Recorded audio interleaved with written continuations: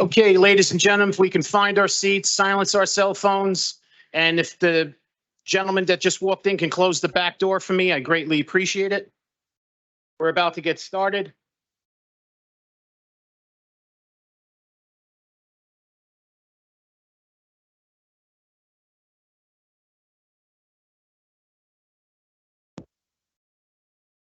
Okay.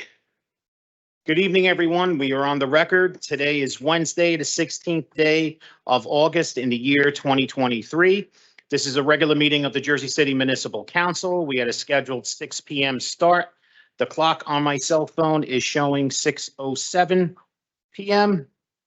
May we have a roll call for the commencement of this meeting? Councilperson Ridley. Here. Councilperson Prinzeri. Councilperson Baggiano. Councilperson Saleh. Here. Councilperson Solomon. He just stepped away for a moment, but He just walked in and walked out, so I'm going to mark him present, yeah, he just stepped away. and he's just stepped out for a second. Yeah, that's all. Councilperson Gilmore. Present. Councilperson DeGise is not here yet. No, Councilperson Rivera Here. and Council President Waterman. here. We have 8 council members in attendance at 6:07 p.m. Can we kindly rise for a moment of silence, please?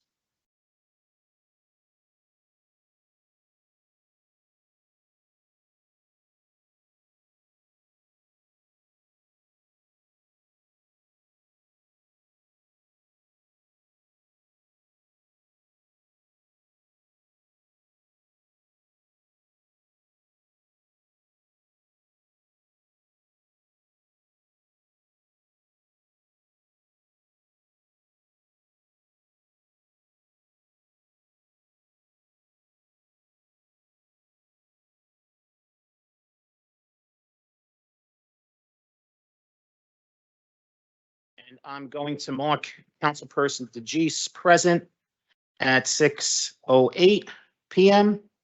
So we now have all 9 council members present.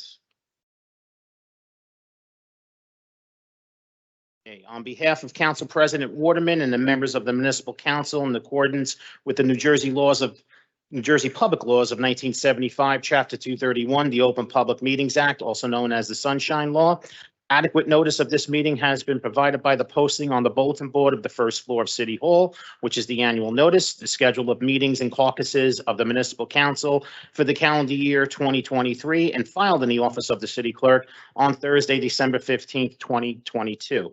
In addition, at its time of its preparation, the agenda of this meeting was similarly disseminated on Friday, August 11th, 2023 at 3:18 p.m. to the mayor, municipal council, business administrator, corporation council, and the local newspapers, and posted on the city's website, so I can certify as to our total compliance with the Sunshine Law.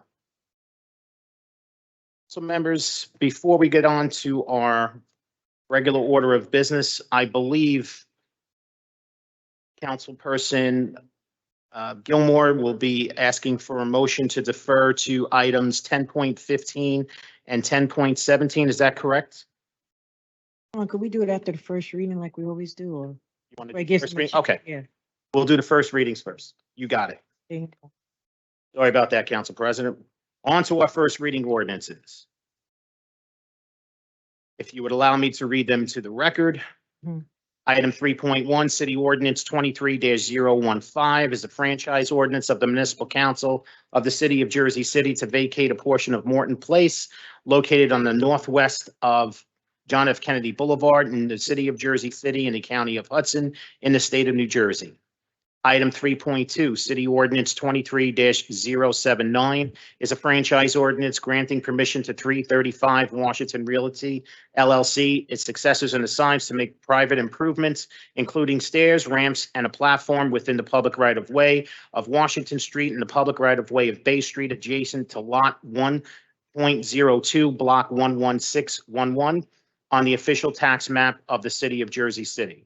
Item 3.3, City Ordinance 23-080 is a franchise ordinance granting permission to 215 Warren LLC pursuant to a resolution of the Planning Board of the City of Jersey City under case number P 21-153 to landscape a portion of the sidewalk up to 3.5 feet, encroaching into the right-of-way of Sussex Street for the benefit of Lot 22, Block 14202, land now or formerly of 215 Warren LLC. Presently, the lot encroaches at least 5 feet into the right-of-way beyond the boundary lines of Lot 22 in Block 14202 and into the aforementioned rights-of-way. Item 3.4, City Ordinance 23-081 is an ordinance, number one, amending Chapter 3, Administration of Government, Article 6, Department of Administration, Section 41, Powers and Duties of the Business Administrator of the Jersey City Municipal Code to authorize the business administrator to execute license agreements with owners of high-rise buildings under construction to permit the division of fire and emergency services to conduct high-rise crane operator rescue training and fire suppression system training. And number two, approving a form license agreement for high-rise crane operator rescue training and fire suppression system training. Item 3.5, City Ordinance 23-082 is an ordinance of the City of Jersey City and the County of Hudson, the State of New Jersey, authorizing the transfer of city-owned real property identified on a tax map of the City of Jersey City as Block 11401, Lot 25 to the Jersey City Redevelopment Agency. Item 3.6, City Ordinance 23-083, an ordinance authorizing the City of Jersey City to enter into a lease with the New Jersey Schools Development Authority on the real property at Block 21102, Lot 52 on the city's tax map located at 70 Ege Avenue for the purpose of temporary parking for the Via Jersey City service. Item 3.7, City Ordinance 23-084 is an ordinance supplementing Chapter 332, Vehicles and Traffic, Article 2, Traffic Regulations, Section 332-8, prohibited right turns on red signal to prohibit right turns on red at all times at two locations on the high injury network, And last but not least, item 3.8, City Ordinance 23-085 is a franchise ordinance granting permission to 331 SIP LLC, its successors and assigns to make private improvements consisting of upper floor projections over the public sidewalk in a new residential building on the south side of 331 SIP Avenue, also known as Block 11902, Lot 3-4, on the official tax map of the City of Jersey City.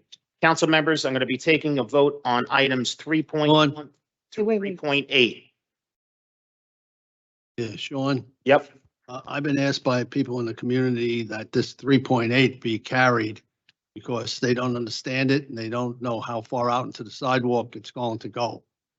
So I think it should be tabled and they should meet with the people in the community, especially Mike Manzo and them in the community. So it's a first reading ordinance. All right, If you're looking to all right. withdraw it, or if you want to vote on it, what are your intentions, Council President? All right, never mind. I'll wait till So the. just vote on it and you bring it back. Wait till the We'll second. vote on it, Sean. Council, if we could just introduce it and then we'll make sure that the representative and the attorney provide ample information to the councilman.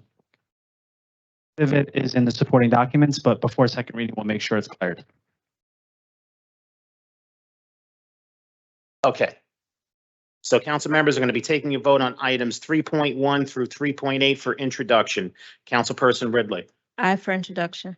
Councilperson Prinzary, Aye for introduction. Councilperson Baggiano, I for introduction and on 3.8, I'll abstain.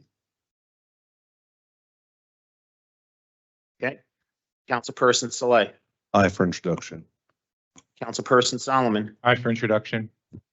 Councilperson Gilmore, I'll vote aye for introduction. With regards to 3.1, I would like to have more dialogue because so I'll vote aye for introduction. Councilperson DeGise, Councilperson Rivera, Aye. and Council President Waterman. Aye for introduction. Items 3.1 through 3.7 are introduced unanimously 9-0. Item 3.8 is introduced 8-0-1 with Councilperson Bajano abstaining. This is limiting. All right. Now, before we get on to our second reading ordinances, now I believe Councilperson Gilmore would like to make a motion to defer to resolutions items 10.15 and 10.17. Is that correct, Councilperson Gilmore? Yes. So I'll read them both into the record. Item 10.15 is Resolution 23-572 is a resolution recognizing Natasha Alberto, if I'm mispronouncing your name, I apologize, as an honorary woman of action for her life's work protecting and conserving green space in the Greenville community. Item 10.17, Resolution 23-574 is a resolution recognizing top-rated professional boxer Khalil Co for his outstanding performance in and outside of the ring. Council members, we have a motion to defer to items 10.15 and 10.17 by Councilman Gilmore, Second. and we have a second by Councilperson Saleh. On the motion to defer to items 10.15 and 17, Councilperson Ridley, Aye. Councilperson Prinzary, Aye. Councilperson Bajano, Aye. Councilperson Saleh, Aye. Councilperson Solomon, Aye. Councilperson Gilmore, Aye. Councilperson DeJeece, Aye. Councilperson Rivera, Aye. and Council President Waterman. Aye. Motion carries 9-0 to defer to items 10.15 and 10.17. So Councilperson Gilmore, I'm going to turn it over to you. Thank you, Sean.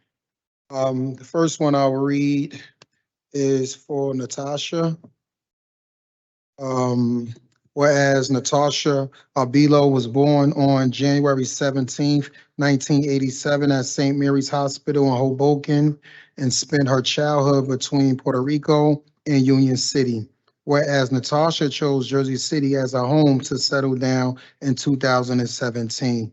And whereas Natasha attended County Prep High School and studied journalism at New Jersey City University. Whereas Natasha worked as a professional makeup artist for many years before switching to healthcare in 2019. Whereas Natasha was diagnosed with a rare form of cancer in March 2021, but chose not to let her diagnosis define her, and she turned to community work. And whereas Natasha volunteered her time organizing events for children and families as president of Friends of Ferris Triangle Park and lending time to help countless others in the Greenville area. Whereas Natasha passed away from cancer on July 6, 2023 at age 36 and is survived by her children Tyler and Helena, her husband Brett, her sisters Natalie and Valerie, her brother Christian, and her parents Carlos and Josie. And whereas only few in the community knew that Natasha was terminally ill, and regardless of the effects of her treatment, she preserved and improving the park, creating inclusive, welcoming, community building events, and giving, always giving and giving. And whereas Natasha helped so many others when she herself could have used more help, and transformed Ferris Triangle Park, making it feel like a safe place for family and children to gather and play. Now therefore be it resolved, on the 16th of August, 2023, the Jersey City Municipal Council hereby awards this citation to Natasha Arbelo and recognize her as an honorary woman of action for her life work to protecting and conserving green space in the Greenville community.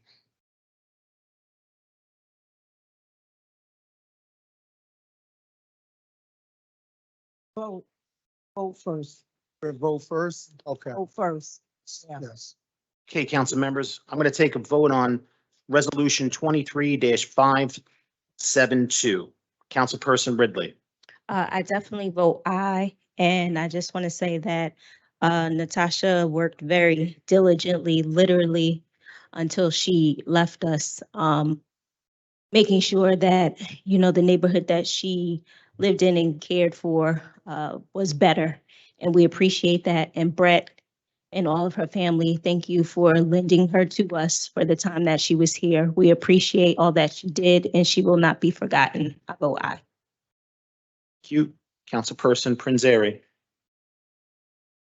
Right, to you and your family, to the sisters, to your daughters, please know that you guys will always be in our hearts. It takes a special person to continue that work, even when they themselves are not necessarily in the best place. And I hope that that work also gave her solace during the time while she was fighting cancer. I know that she was a fierce advocate for the park and for the community, and so she will definitely be missed. I vote aye.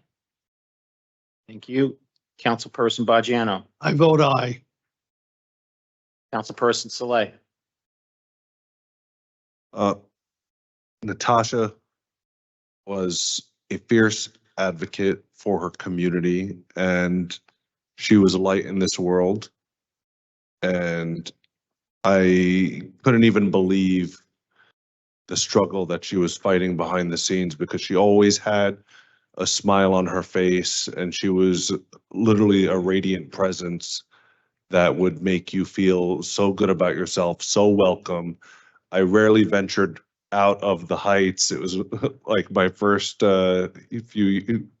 year, I believe, on the council, and they had this beautiful holiday party at Triangle Park, and I couldn't believe she was the organizer behind all of it, and she just had this indelible imprint on the community that I was envious of, and I was like, I wish I could clone you and bring you to the Heights and, transform a few parts of my neighborhood as well. And that's the kind of legacy that she leaves behind, one of love for not just her family and her friends, but for her community and wanting better for all of us.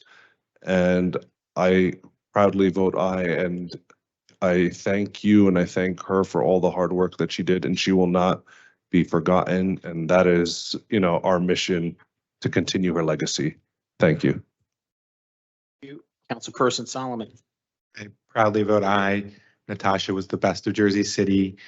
She leaves such an extraordinary legacy, and we are so deeply proud of everything that she did for us and with us. So thank you all so much, and thank you to Councilman for bringing this before us. Councilperson Gilmore. Thank you, Brett and the family, for, sharing Natalia with us.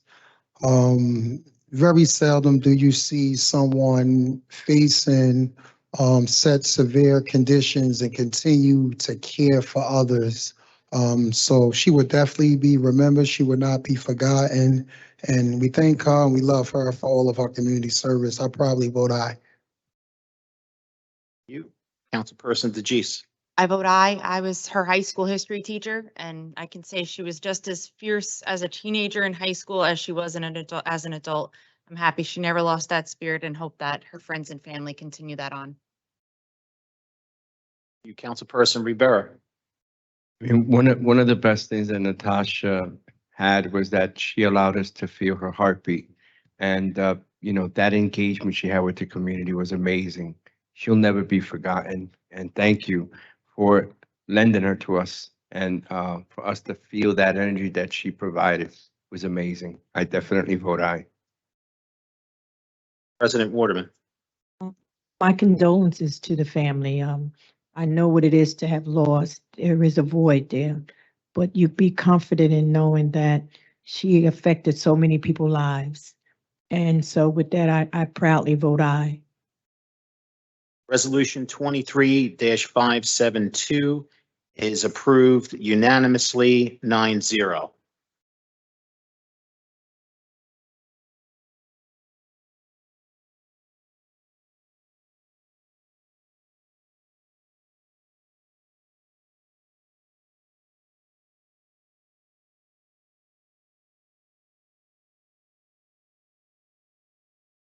We'd like to invite the family up just for photo. And if you want to say a couple of words, not to put anybody on the spot.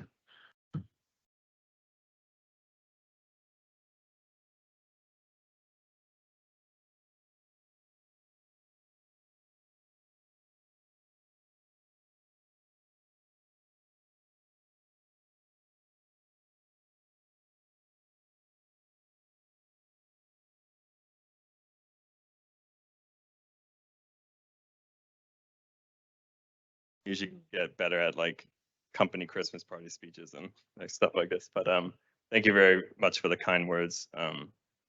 You know, I don't, even at her celebration of life, I didn't have a speech planned because I just wanted to speak to everyone who knew her and like learn from that, what she meant to them individually. And that was really beautiful to see. And like, I just want to say that like, she's my inspiration. We plan on carrying on at Triangle Park. And literally everything, she would do more from her bed in like a day than I could do like on my own in a week. And anything I would have complaints about, she'd be like, "Oh, you think you got it bad," you know, stuff like that. So it was, yeah, she's my inspiration to keep going. And thank you again. I really appreciate it. We all appreciate it. Thank you.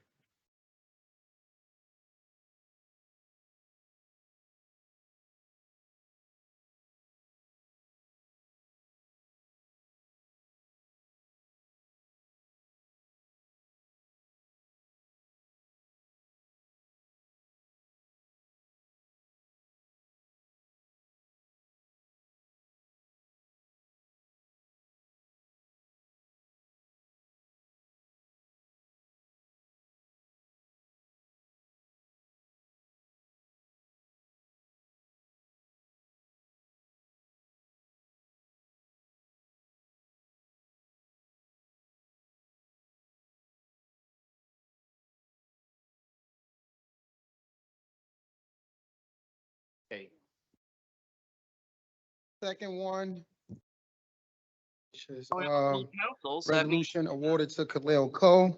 Whereas Khalil Co. journey is one of greatness, born in Jersey City, New Jersey, on the 9th of August, 1996, to Ramona Co. and Paul G. Bird.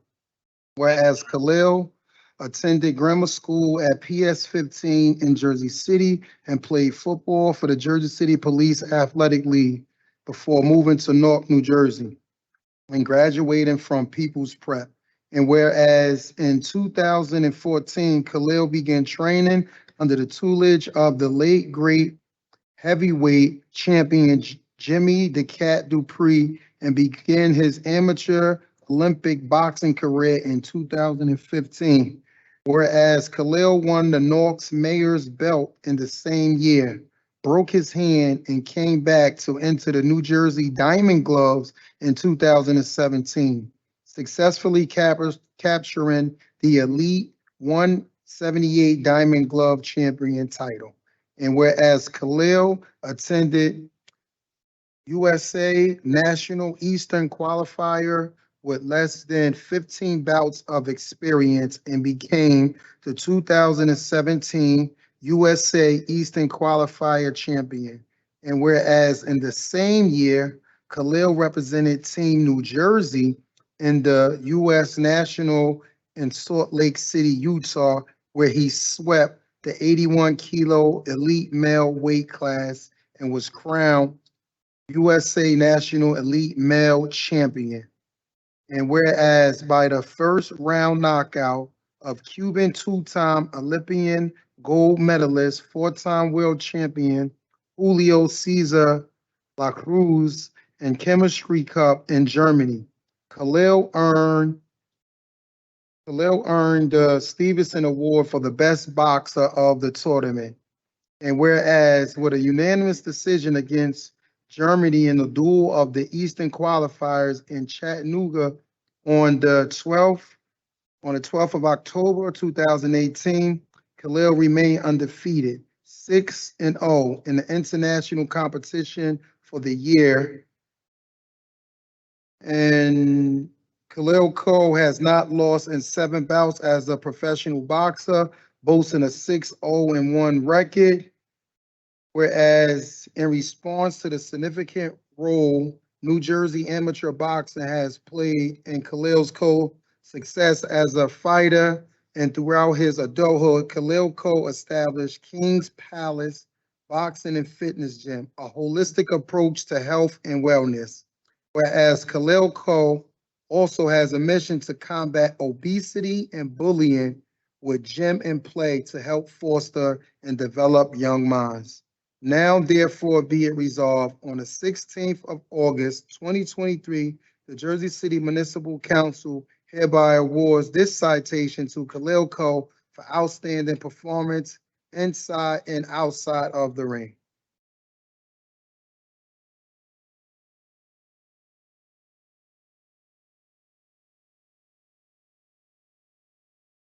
Okay, council members are going to be taking a vote on resolution 23-574.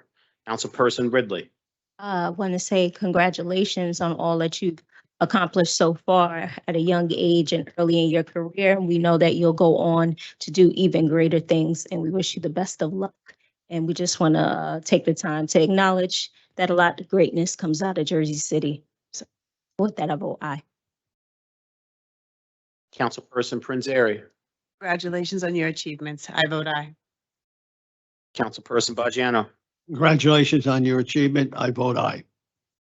Councilperson Saleh.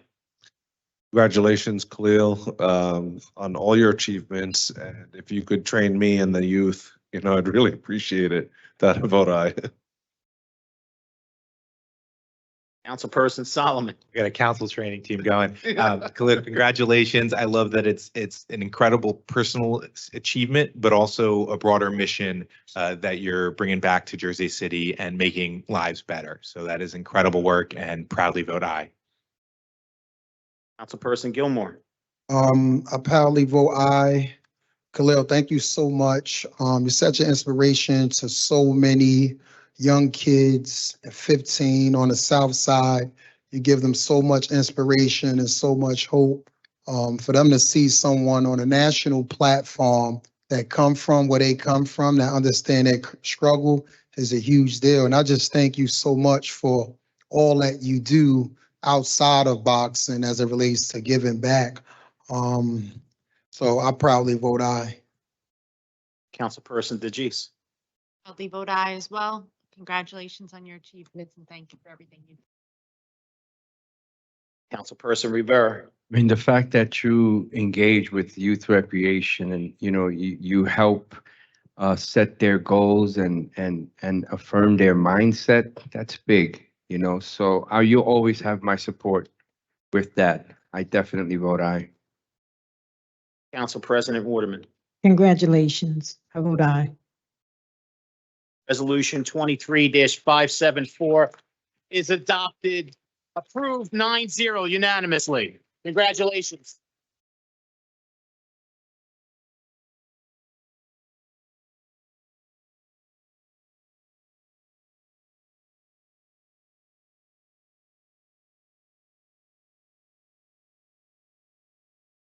How you doing? How you doing? Those who don't know me, I'm Khalil Co. And proud to be a member of Jersey City. I appreciate all you guys. And I want to give my condolences to Natasha as well. And I'm going to do everything I can to piggyback off her and make the best of what we have. Congratulations.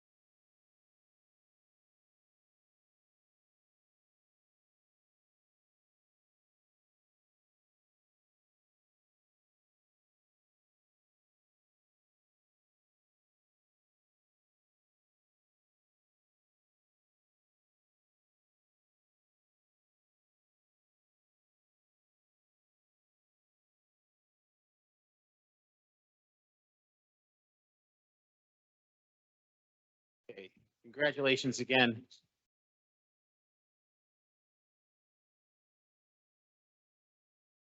All right, on to our second reading ordinances.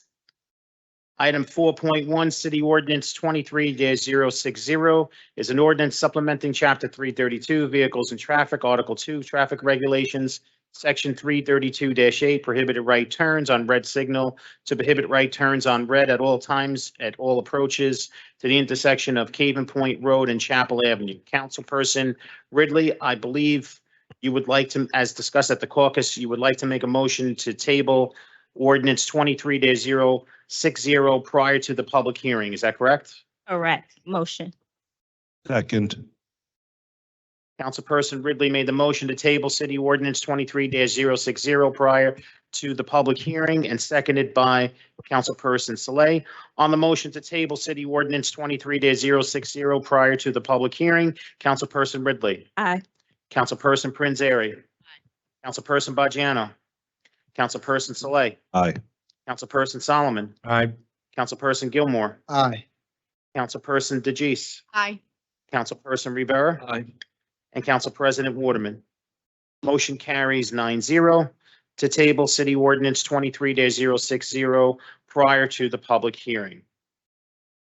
On to our next second reading ordinance, item 4.2, City Ordinance 23-073. It's an ordinance to amend and supplement Chapter 160 Fees and Charges, Section 2 of the Code of Ordinances of the City of Jersey City to include an exemption for owner-occupied residential structures containing 4 or fewer units. This is a public hearing on this ordinance. Any member of the public wishing to be heard? I see Gene Daly.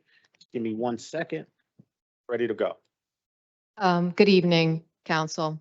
I actually agree with this amendment, but the problem is one thing, and maybe council can help us out. According to New Jersey law, no such ordinance shall be amended or repealed within 3 years immediately following the date of its adoption by the voters, meaning you, or by the people.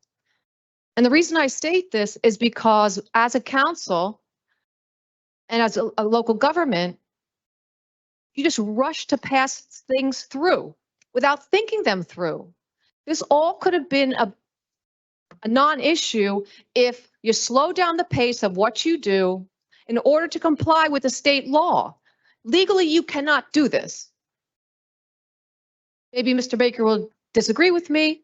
I'm sure he will. But the point being is it's the same thing we have with the cannabis. You cannot amend an ordinance within 3 years. You do the cannabis, you have another another amendment, and Please give her, wait a minute. What I would like to say, when you clap, you take up her time. So don't do that. Let her finish and then y'all can clap at the end, okay? Go ahead, Jean. The point being is you create, not in this instance, but in many other instances, specifically the cannabis, you create mass confusion. 1 minute it's one thing, you amend it, then it's something else.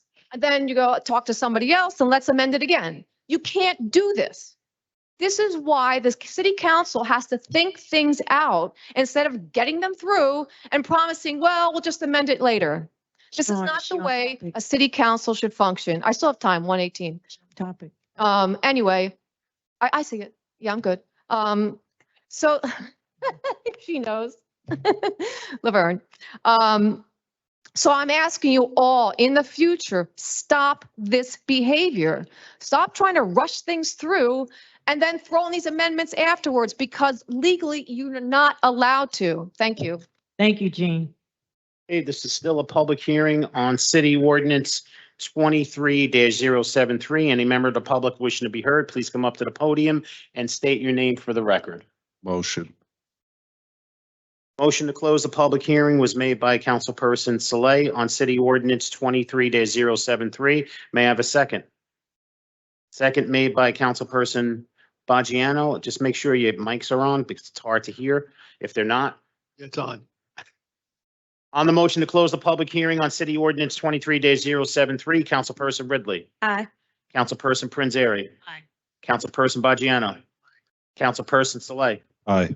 Councilperson Solomon. Aye. Councilperson Gilmore.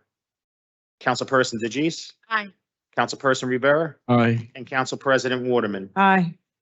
Motion carries 9-0 to close the public hearing on City Ordinance 23-073. For final consideration and adoption of City Ordinance 23-073, Councilperson Ridley. Aye.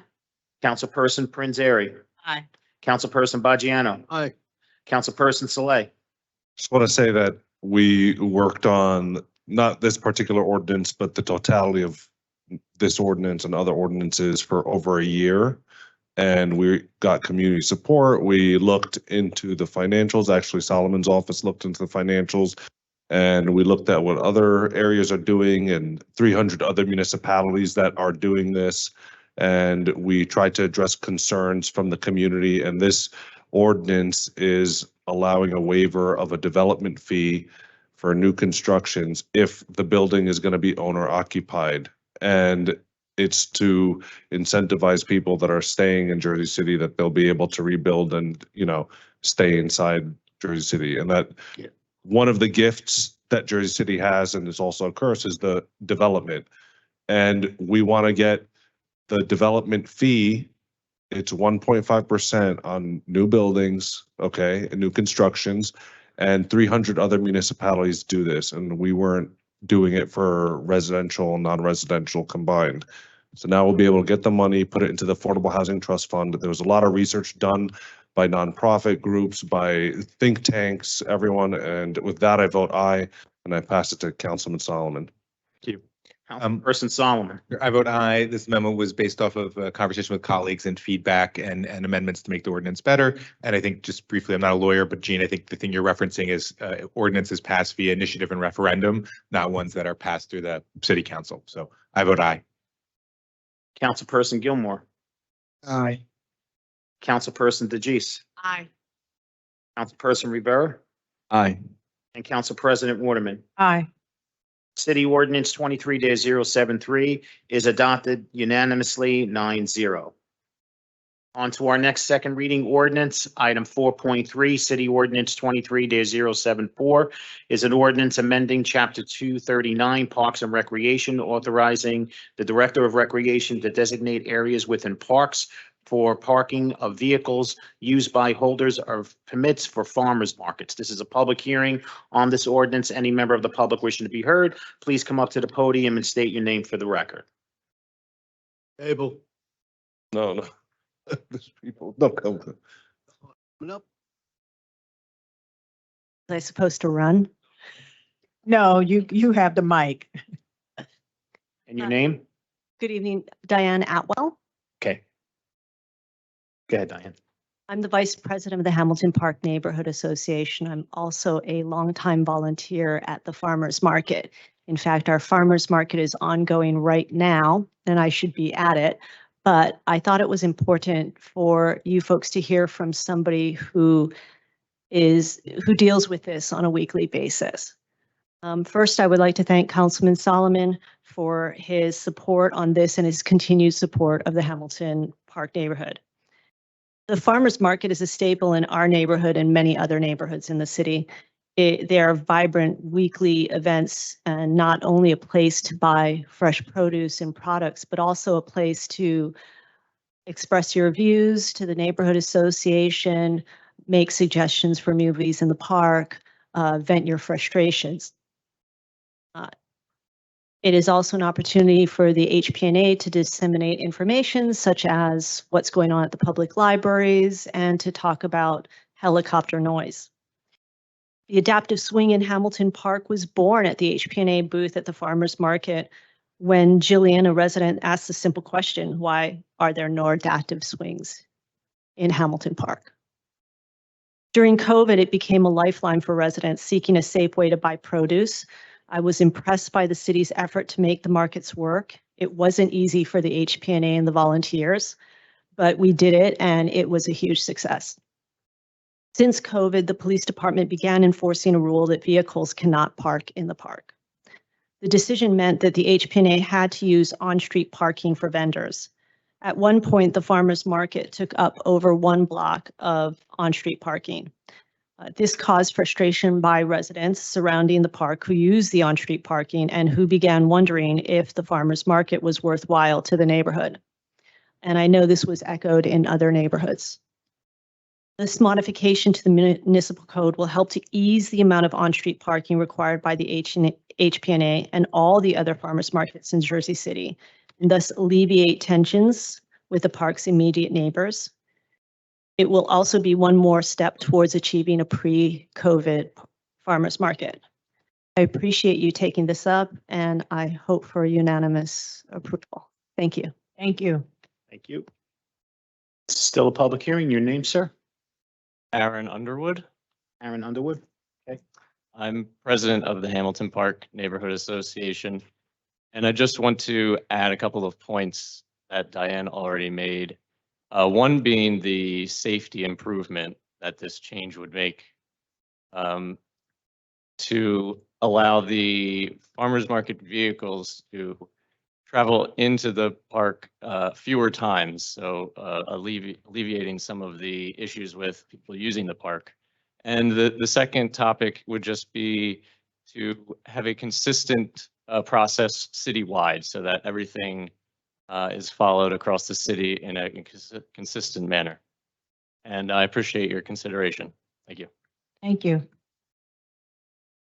This is still a public hearing on City Ordinance 23-074. Any member of the public still wishing to be heard, please come up to the podium and state your name for the record. Motion. Second. We have a motion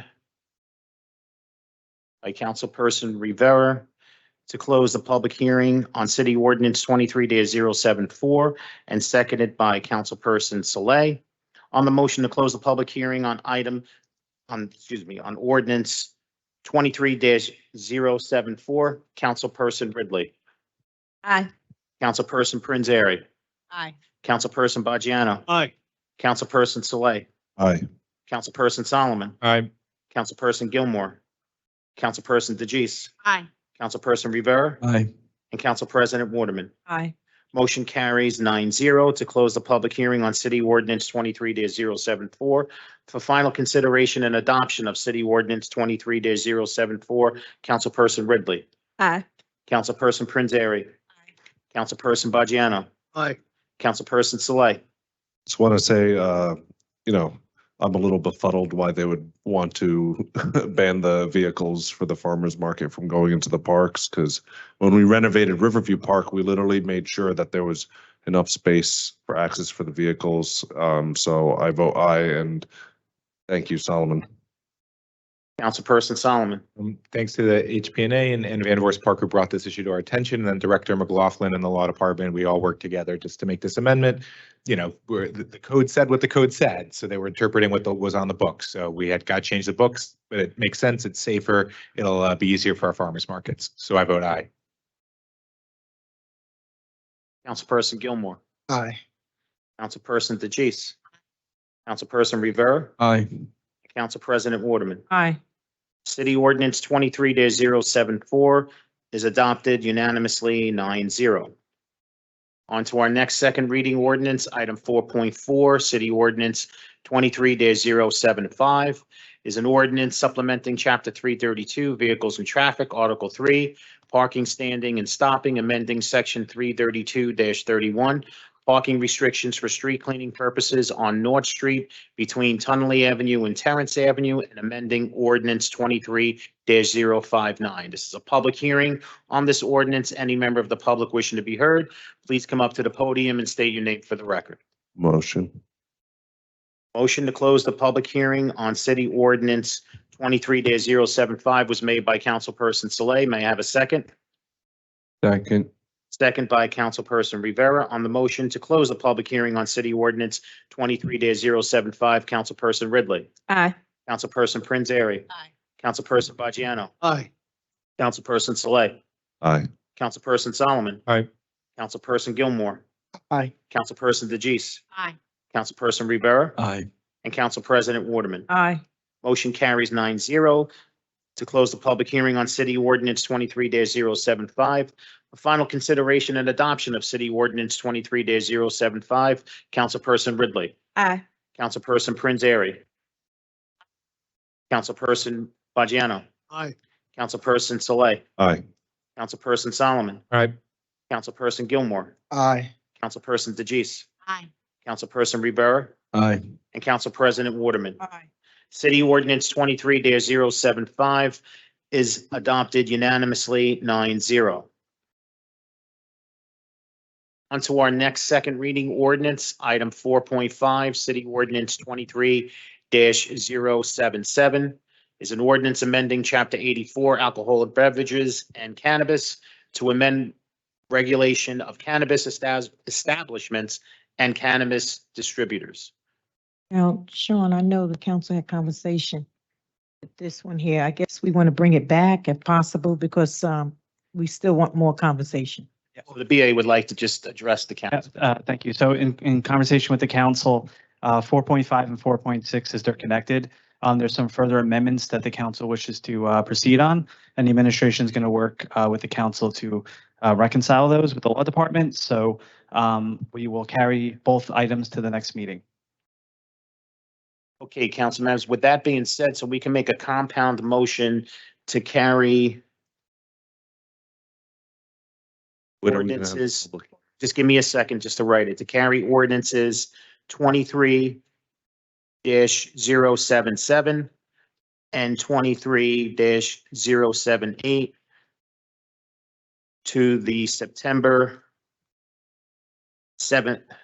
Is it 7th? Yeah. 7th. I'm second guessing myself. To the September 7th municipal council meeting, and I will duly advertise both ordinances. Motion to carry both 4.5 and 4.6 to the September 7th meeting. So the motion to carry city ordinance 23-77 and 23-078 was made by Councilperson Saleh. May I have a second? Second. Second by Councilperson Baggiano. On the motion to carry city ordinances 23-077 and ordinance 23-078 to the September 7th, 2023 municipal council meeting, Councilperson Ridley. Aye. Councilperson Prince Airy. Aye. Councilperson Baggiano. Aye. Councilperson Saleh. Aye. Councilperson Solomon. Aye. Councilperson Gilmore. Aye. Councilperson DeGise. Aye. Councilperson Rivera. Aye. And Council President Waterman. Aye. Motion carries unanimously 9-0 to carry ordinances 23-077 and 23-078 to the September 7th municipal council meeting. Okay, so that concludes our second reading ordinances. We have now we're going to hold a public hearing on the Special Improvement District, the 2023-2024 McGinley Squares Special Improvement District Assessment Roll and Budget.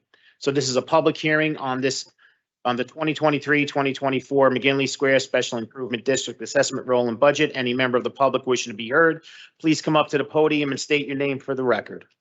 Motion. Second. Ooh. Okay. Motion to close the public hearing on the 2023-2024 McGinley Square Special Improvement District Assessment Roll and Budget was made by Councilperson Rivera, and I'm going to give the very close second to Councilperson Baggiano. On the motion to close the public hearing on the 2023-2024 McGinley Square Special Improvement District and Assessment Roll, Councilperson Ridley. Aye. Councilperson Prince Airy. Councilperson Baggiano. Aye. Councilperson Saleh. Aye. Councilperson Solomon. You just that out. Okay, no problem. Thank you. Councilperson Gilmore. Aye. Councilperson DeGise. Councilperson Rivera. Aye. And Council President Waterman. Aye. Motion carries 8-0 with Councilperson Solomon absent to close the public hearing on the 2023-2024 McGinley Square Special Improvement District Assessment Roll and Budget. Now we are going to start our public hearing. So members of the public, I'm going to be calling the number and the first name of the individual. So please follow along with your agenda and know your place. So the first speaker is 5.1 Laverne. Good evening, council. I'm here tonight and I need your attention. I run a summer camp for 20 years. This year, I was allowed by Bishop Knight from Heavenly Temple. This is the first year that I had an 8-week program. And in this 8-week program, I'm learning a lot about our community and our community kids. My director of my camp is here with me, and she brought out some points about our children. I have 50 children in my camp. Our children, excuse me, somebody, I need everybody's attention. This is about the kids of Jersey. Laverne, City. I Laverne. know. Okay. Hear me, okay? Okay. I'm telling them to hear me, okay? Not doing nothing out of order, Council President. These kids come from the Heights, all around Jersey City, from Ward A, all the way up in the Heights. This is my first year experiencing what I'm experiencing with our kids. From kindergarten, I have to like 9th and 10th grade. I have counselors that are high school, and to know that our kids are not learning nothing in these schools. Our kids in 4th and 5th grade don't know 2nd grade work. They can't do multiplication. With this cursive writing they're doing today, kids are not writing their name, they're not spelling, and there's a lot going on in this city. When we can see the activity of our kids, I got a kid that hadn't started school, that's 5 years old, and all he can do is drop signs, game signs, shaking his little booty, not even been in a schoolhouse, y'all. Hit tap and all that stuff is controlling our babies. I thank God that Bishop Knight is allowing me to have an after-school program that we are working on, and my niece works at the University, Jersey City. She's a director around there in education. She's trying to get some college kids to come and help support this here program. But I couldn't do what I'm doing and pay these kids. City don't pay my kids. For the last 10 years, Doreen Plumbing has took care of these kids. I don't give these kids these checks until the end of my program. They will be getting $2,000 from that company, 7 kids. But I'm saying this to say that we need to focus more, that we're not getting the attention that need. I don't have the time that I need to explain it because that bell's ring, but you all need to get in touch with me. You really do. Thank you, Laverne. Next speaker, 5.2, Zai. Jai?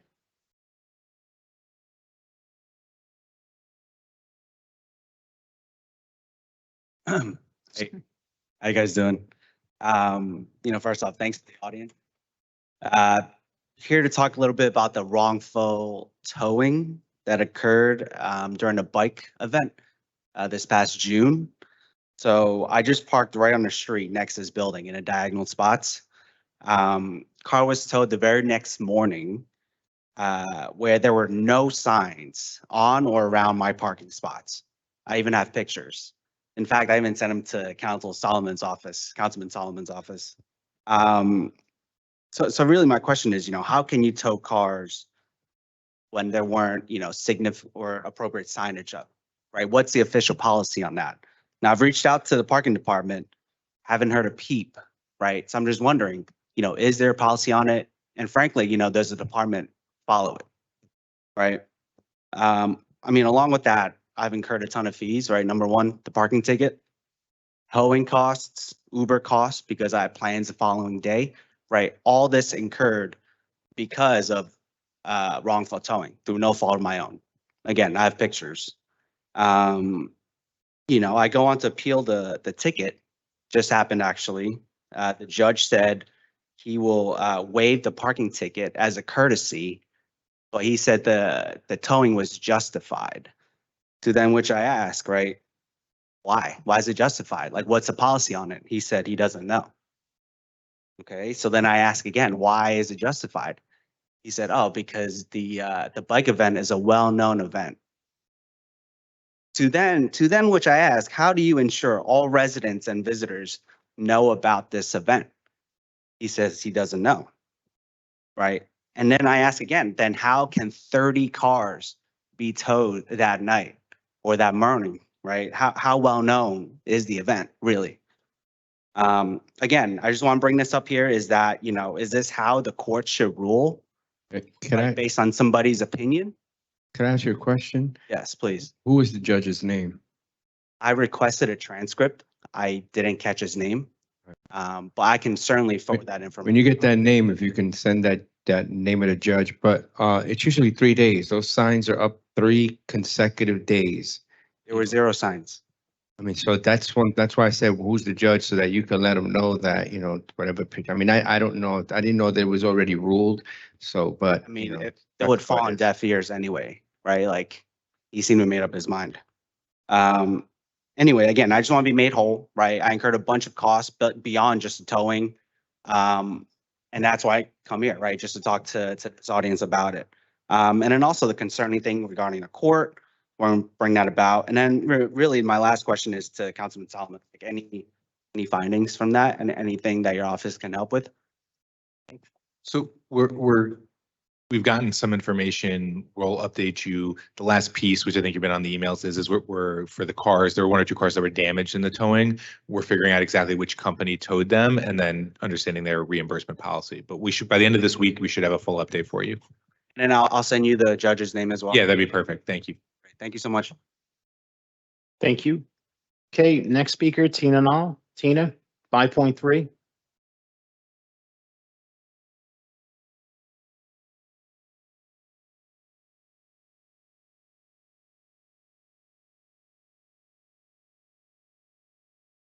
Tina, if you can just raise the mic to you, there you go. Okay.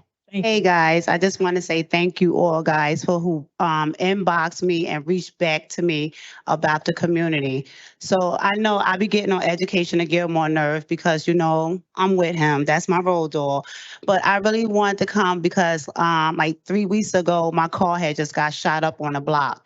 And it's like every Sunday, they actually been coming on the block shooting. So I just wanted y'all to just see what we all can work and do to, to solve this, to make the community safe. I definitely know that we definitely need more resource. I seen today, I partner up with Jerry Walker, Bill O'Daynam, and, by me doing outreach, it was so many people that needed jobs. So we end up bringing Warfare, Paco, and everybody there. It was so packed because so many people wasn't getting the right response. So I think that we all should come together so we can be able to better up our community. I don't have nothing negative to say because, like I said, by me coming the other 2 weeks, yeah, really actually been helping me out, Miss Denise. Denise, I'm saying your name wrong, but I appreciate you, the gifts that you just sent me. Everybody, I really appreciate everybody for just helping me and Community Treasure out. So I just want all of us just to come together so we can better up our community because that's exactly what we need. I definitely understand what Ms. Webb says. She's just a little upset. That's how I used to be. Right now, I'm just relaxing, just going with the road and just see what else kind of help that we could get. I thank you, Education to Gilmore, for sending someone my way from the dispensary. That's exactly how the nonprofits are able to make their money. It's through the dispensary. By y'all letting this go, we are able to get funds. And I thank God because, I don't get grant money. That's how I'm able to get it. So that's all I have to say, guys. Let's continue to work together so we can better up our community. Thank you, guys. Thank you, Tina. Okay, our next speaker, 5.4, Edward.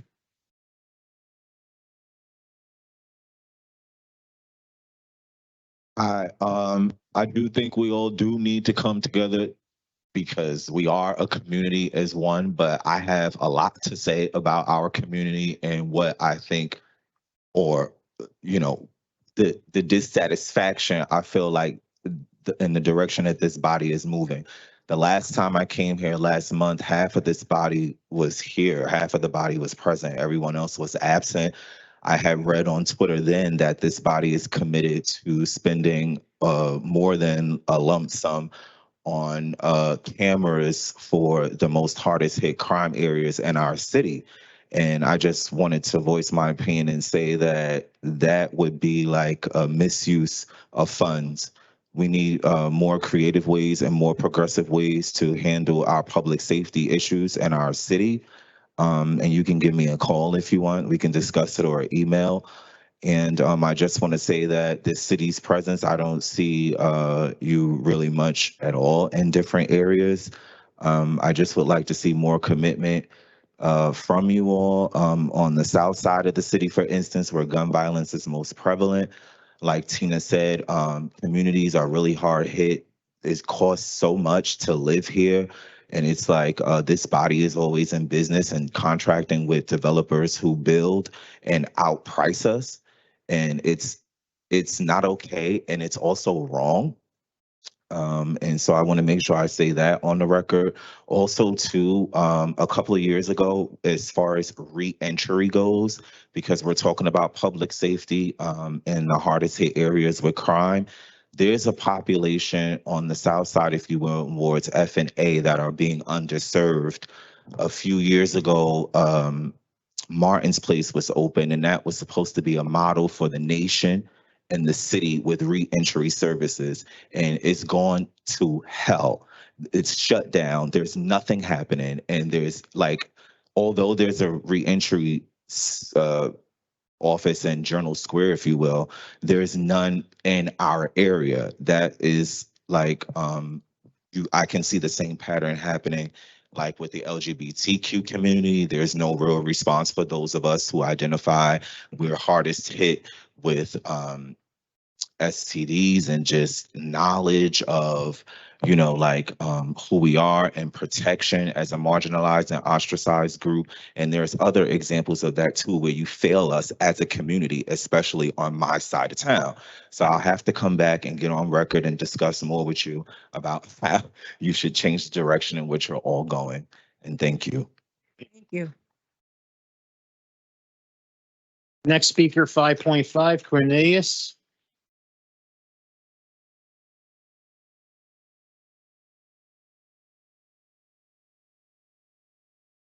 Good afternoon. Pardon me. My name is Cornelius Spate, and I come to you in my righteous name of powerful knowledge of law. Today's supreme mathematics is knowledge equality. Last year, I came to the city council regarding violence in my neighborhood, Ward A. Public safety, engagement, and community control is what we'll achieve. Today, I'm here to recognize those who supported my righteous endeavor and say thank you for building with me and adding on to such a positive cause. The ASMCCD, Academic Sports Music Cultivates Children's Development, provided a total of 96 book bags along with appropriate school supplies to the children of Ward A. The babies are the greatest. The wealth of our country is the children and not money. Public safety, again, engagement, community control is what we'll achieve. To the Jersey City Office of the City Clerk, thank you for taking my calls and all my emails. I appreciate you getting back to me and following up and allowing me to last year to get on in the meeting and this year as well. Thank you so much. I want to thank Mr. Jerry Walker and the Walker team for the Team Walker Learning Center. Thank you for allowing the ASMCCD to use your road frontage last year for the event, and then also for this year's event on September 2nd, 2023. I tried many times to get with Mr. Walker, but he was so busy. The only time I can catch him was out in the street. He was always building with the community. So we had a meeting. He allowed me to use his frontage, and the event went off without any problems. Also want to thank Lord Born Justice of the Positive Seeds of Pelon. Thank you for sharing your words and taking all my calls again, because this was a new endeavor for me, and I appreciated him taking the time and having me focus on the children. That was the focus of the entire endeavor. I want to thank Bridget Vargas. She's a New York City educator who also contributed to the back to school drive, and my team at FedEx Ground. I work for FedEx Ground, and my senior manager, Joseph Purcell, Cheryl O'Connor, Human Resources Business Partner, Tanika Okra, Human Resources Talent Acquisition Coordinator, Deborah Gordell, Operations Admin. She was always answering my questions because she's active in our city. She's been a Jersey City resident for a long time, where I'm only been there for 5 years approximately. Thank you to the Jersey City Council and the 9 members governing the 6 wards and the 3 at-large council members. Thank you for your service. Councilman at Large Amy DeGeis and Chief of Staff Danielle Maney, I hope I said your last name correct. Thank you. In the middle of what you were going through last year with your situation, you still gave to the children. Thank you so much. Those 4 huge boxes of supplies helped fill a lot of those book bags. Thank you so much. To Councilman Frank E. Gilmore, the Chief of Staff Erica Walker, thank you again for taking my call, sir. We talked a little bit, and I appreciate your words. And Ms. Walker, thank you. I see you on the street all the time, building with the people. Keep that up. Good work. Keep that going. And Councilman Daniel Rivera, we never actually met, but your team, someone from your team spoke to me and you had offered me money, but I wasn't not a formal. Time is out. I'm sorry. All right. Well, thank you so much for your time, and we're having another back to school drive. Peace. Next speaker, 5.6, Sarah. Sarah here? Oh. Next, 5.7, Peter. I don't see Peter. Next, 5.8, Jackie.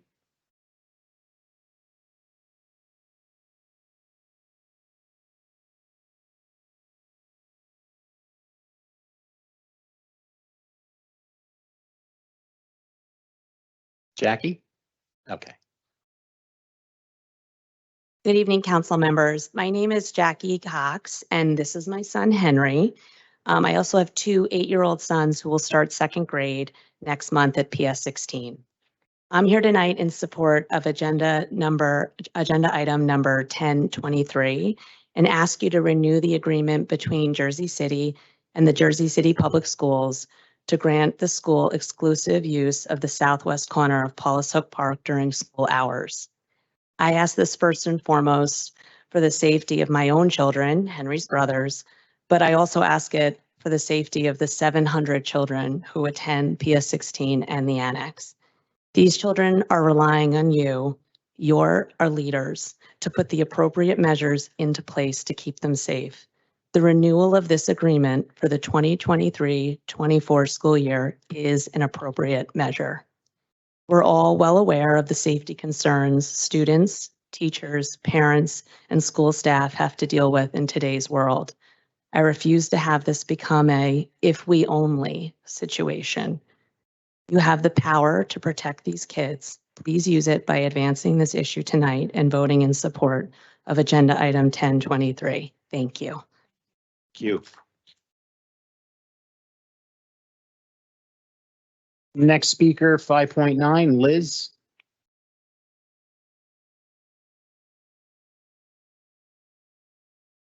Seraphim. Good evening, Council President Waterman and council members. My name is Elizabeth Seraphim, and I'm a first-generation American born and raised in Jersey City, and I continue to live and work in the city. I am also the sole owner of Seraph & Sons LLC, one of the first certified women-owned businesses to be granted a conditional Class 5 cannabis license by the New Jersey CRC.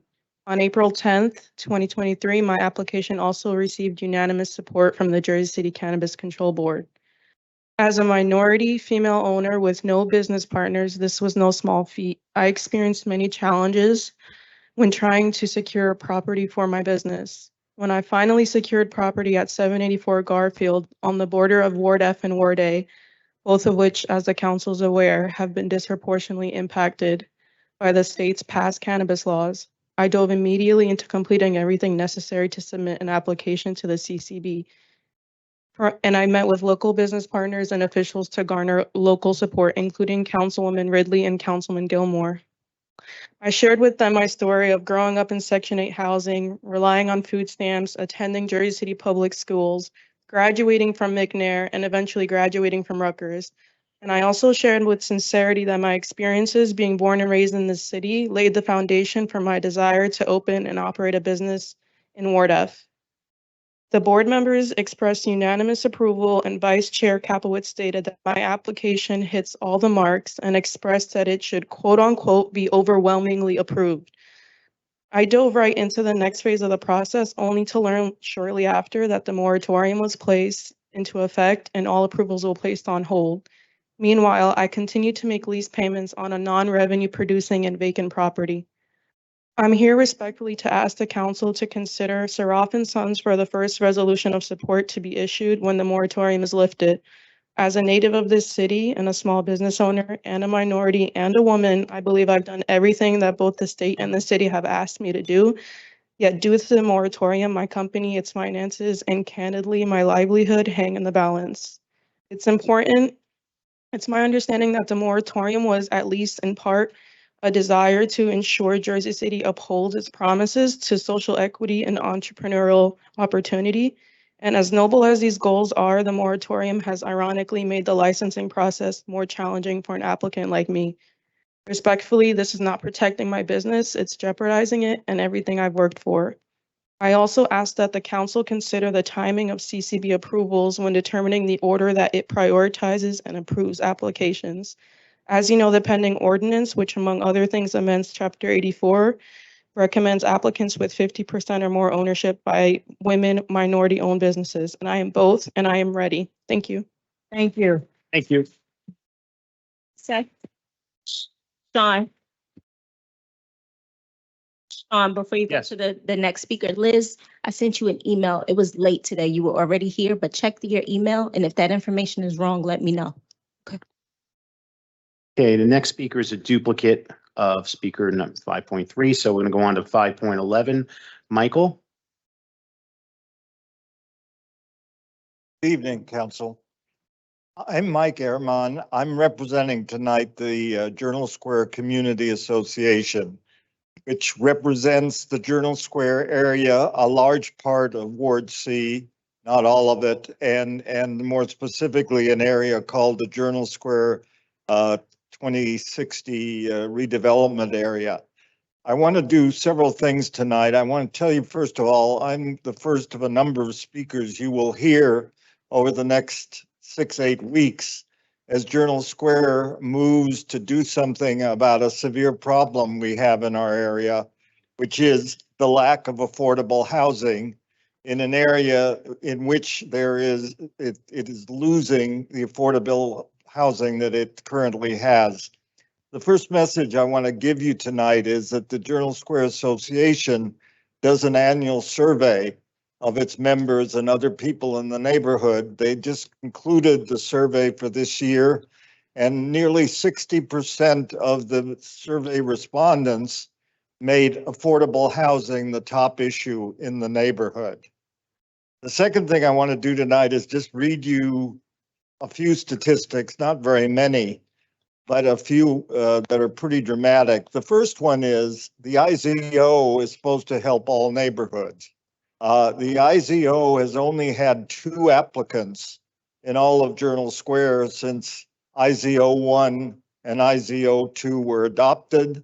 The reason being that the zoning in Journal Square allows developers to do projects without asking for variances, so they don't have to come and ask and offer to do affordable housing. But let me give you some quick statistics. The planning department identifies 22,056 units that over the last 4 or 5 years were approved, under construction, or really recently completed development proposals. Of that 22,000, only 198 units were identified as affordable housing. The Journal Square redevelopment plan area had none of those 198. No new affordable housing has been actually completed in the Journal Square redevelopment area since 2008. It just hasn't happened. And so we are working hard on some proposals to fix the IZO as insofar as it applies to the Journal Square redevelopment area. You should expect those proposals shortly. Thank you. Thank you.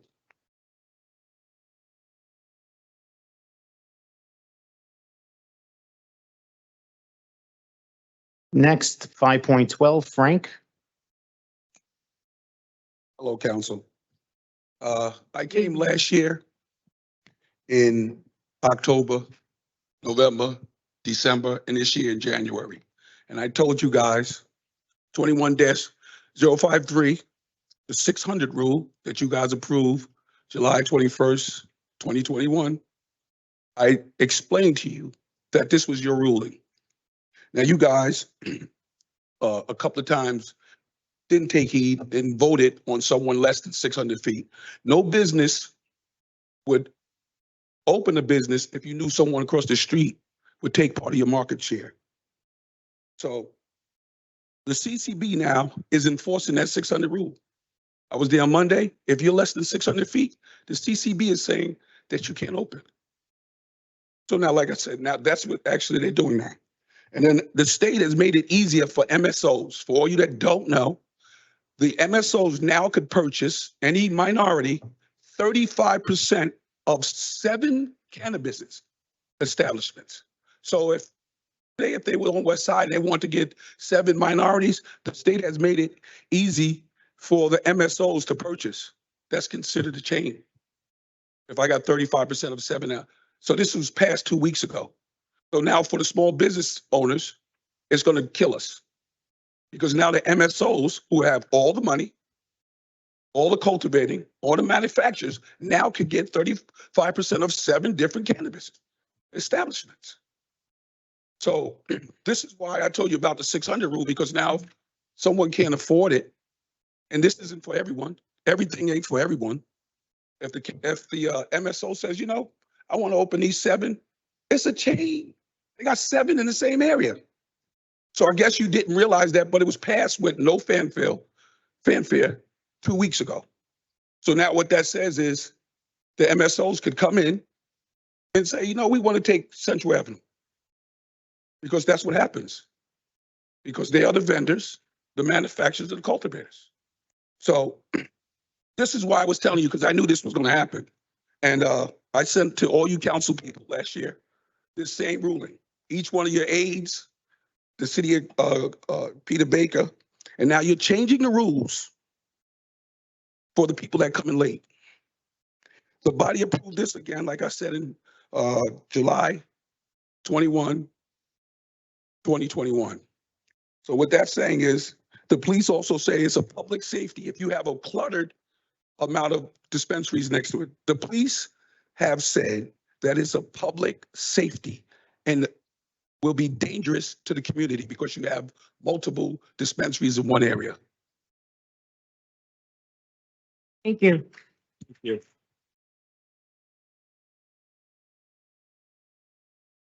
Okay, our next speaker, 5.13, David.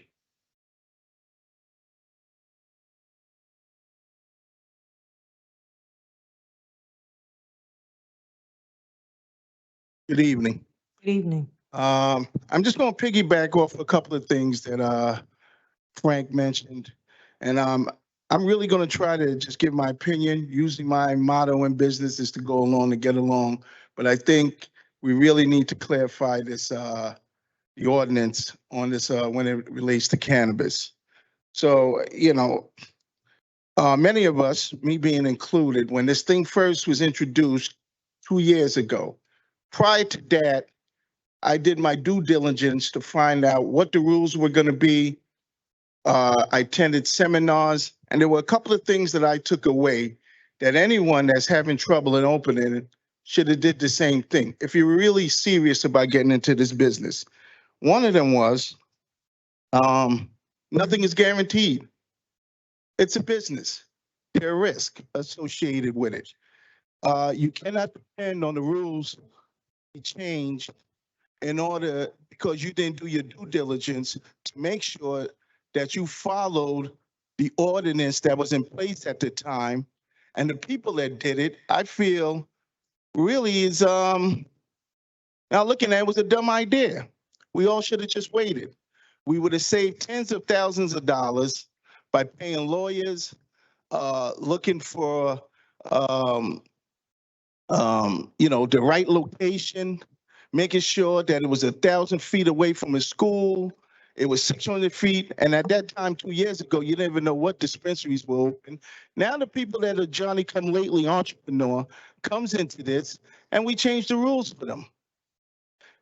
Listen, we cannot keep moving the goalposts. There was a rule in place. I don't know of any game where you change the rules to the game and we haven't played a game yet. No one's open. How do we now say we're going to allow more dispensaries to open?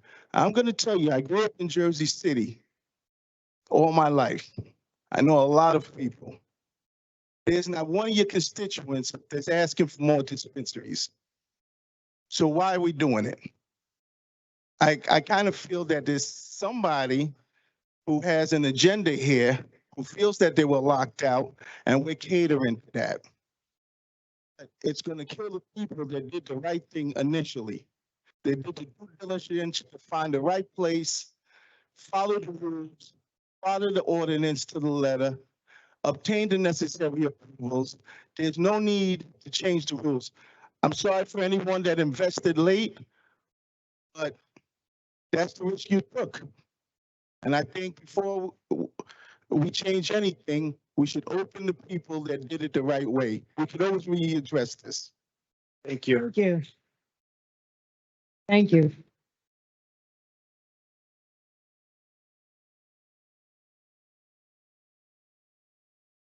Thanks, Corporation Counsel. He's also a roadie. Next speaker, 5.14, Brian. Not here. Thank you. Next speaker, 5.15, Osborne.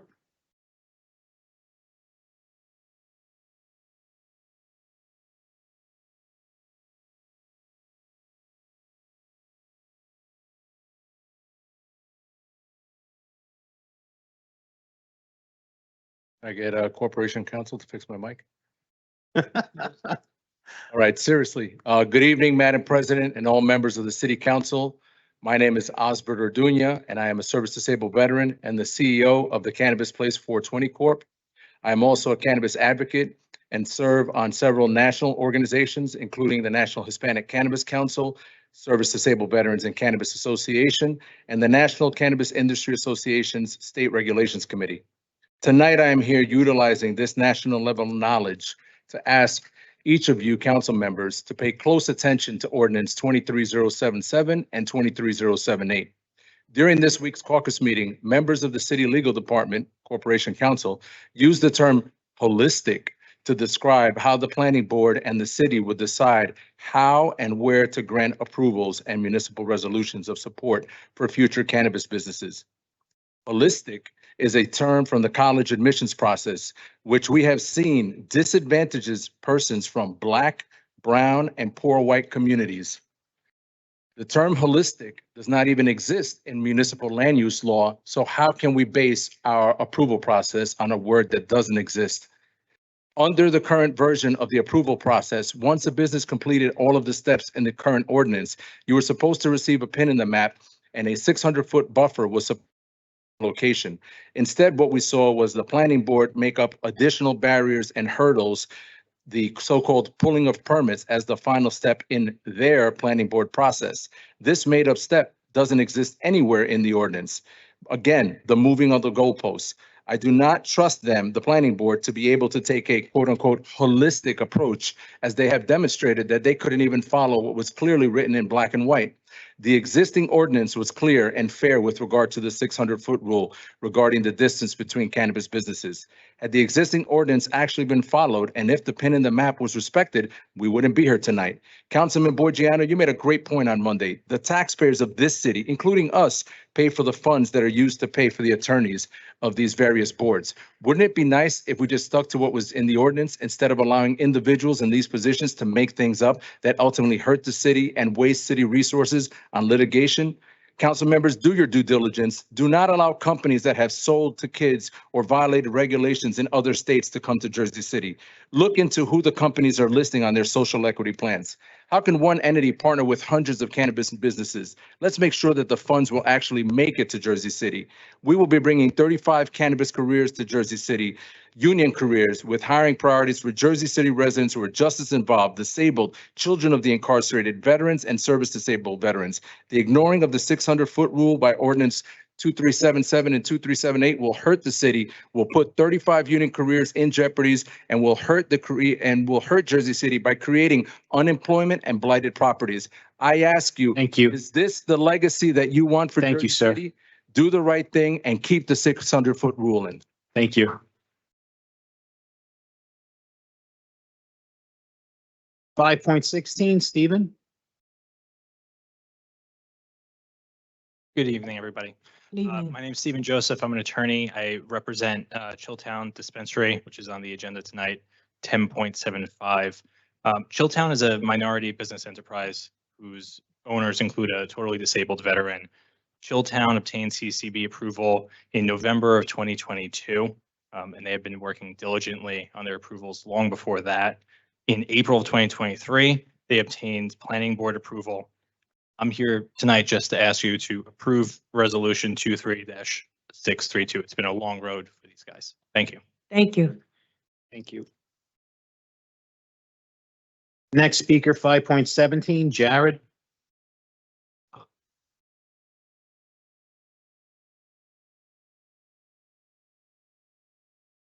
Jared Pollard. Good evening, council. Good evening. Chilltown Dispensary is a certified New Jersey minority business enterprise whose ownership is made up of an African-American and a disabled veteran, both with long ties to Jersey City. The company name pays homage to Jersey City's historic nickname and is reflective of the local roots of its ownership. I have spent the majority of my adult life living in and running my real estate business in Jersey City, and my partner, Michael Carbone, is a disabled vet and was born and raised in Jersey City. For me, I was raised by a single mom, and so I'm well aware of the many obstacles that face many families in this city. I was given a second chance as a teen and continued to benefit from community organizations, helping me persevere to become who I am today. This is why I've decided very early on to partner with the New Jersey Reentry Program to ensure that the legislation, or the legalization rather, of cannabis is not only creating opportunities for big corporations, but also creating reparations for those communities that were most harmed by the overly punitive justice system. We are a minority-owned local group that is from the community and has the support of the community. Unfortunately, we've been set back multiple times due to the resequencing of the approval process. As a result, we have watched dozens of non-minority owned businesses and out-of-towners jump in front of us at every turn. We know this phenomenon has also frustrated several of the council members. Chilltown was one of the original 25 applicants listed on the City Council Resolution 22-244 back in March 2022. With this in mind, we signed a lease in a green zone on Central Ave, paying over $10,000 a month, and proceeded to work on our applications. A few months later, we learned that Resolution 22-244 was no longer going to be assigned, and we would have to get individual resolutions signed after the planning board. In June 2022, we were notified that the FAQs were updated, and now planning, even after hearing and approving several conditional use applications, was no longer scheduling conditional use hearings until after getting approval from the CCB. Now we had to reverse course and get our CCB application submitted.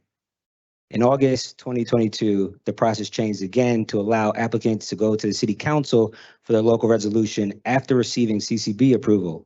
However, by the time we got scheduled for the CCB, the process had changed again.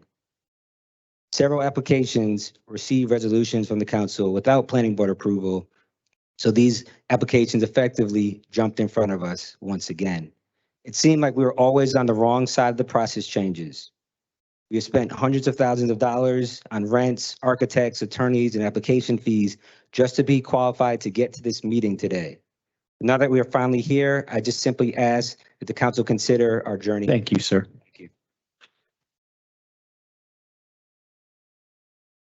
Our next speaker, 5.18, Anne Marie.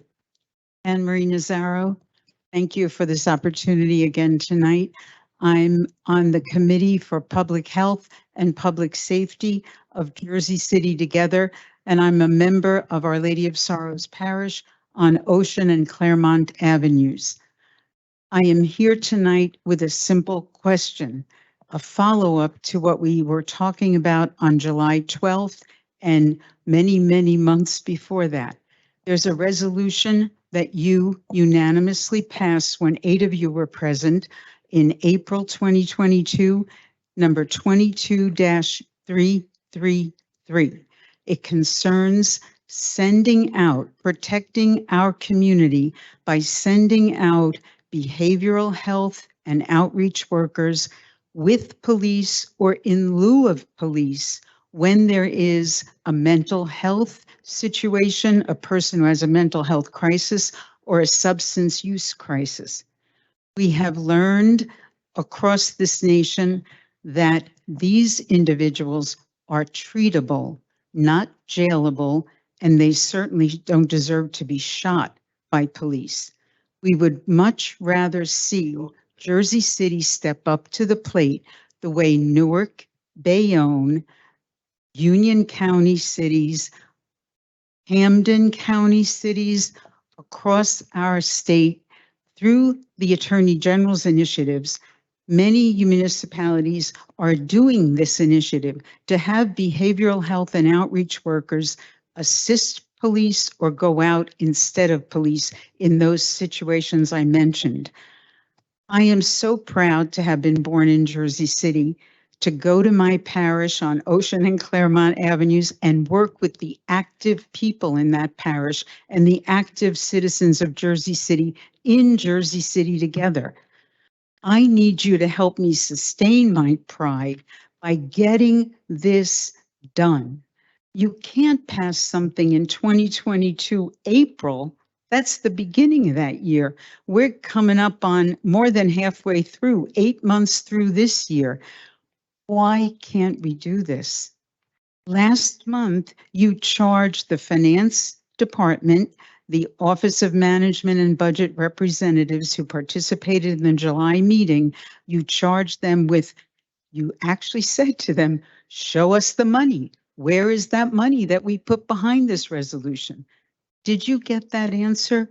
That's my simple question. Did you find the money? Can you tell me when this will become reality? Can you answer?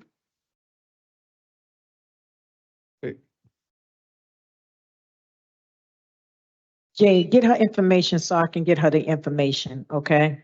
My aide is right there because I remember you came back. I remember.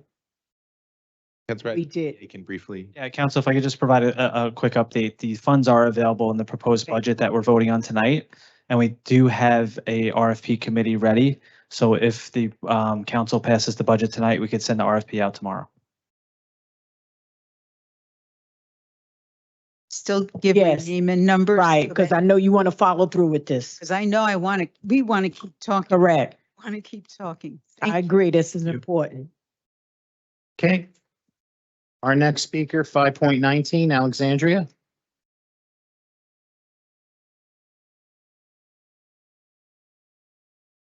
Good evening, Council. Thank you so much for giving me the opportunity to speak here tonight. I have a terrible fear of public speaking, so just want to put that out there.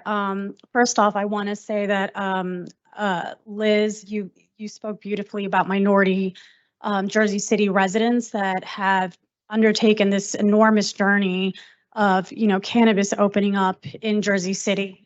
I too am a resident of Jersey City. I'm a minority woman.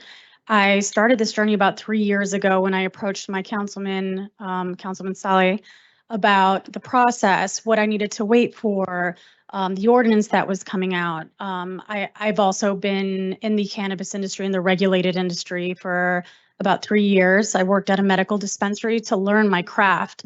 So even though, marginalized communities are deserving of it, I earned the acumen that I needed to operate a regulated retail dispensary. I know I can speak for a lot of us when I say so many of our resources, our life savings, and our time, our energy has gone into trying to get our bite at the regulated industry. I do think that these businesses opening, our dispensaries opening would really curbtail and mitigate a lot of the illicit cannabis industry that's going on now. I think it would clean up a lot of, the area.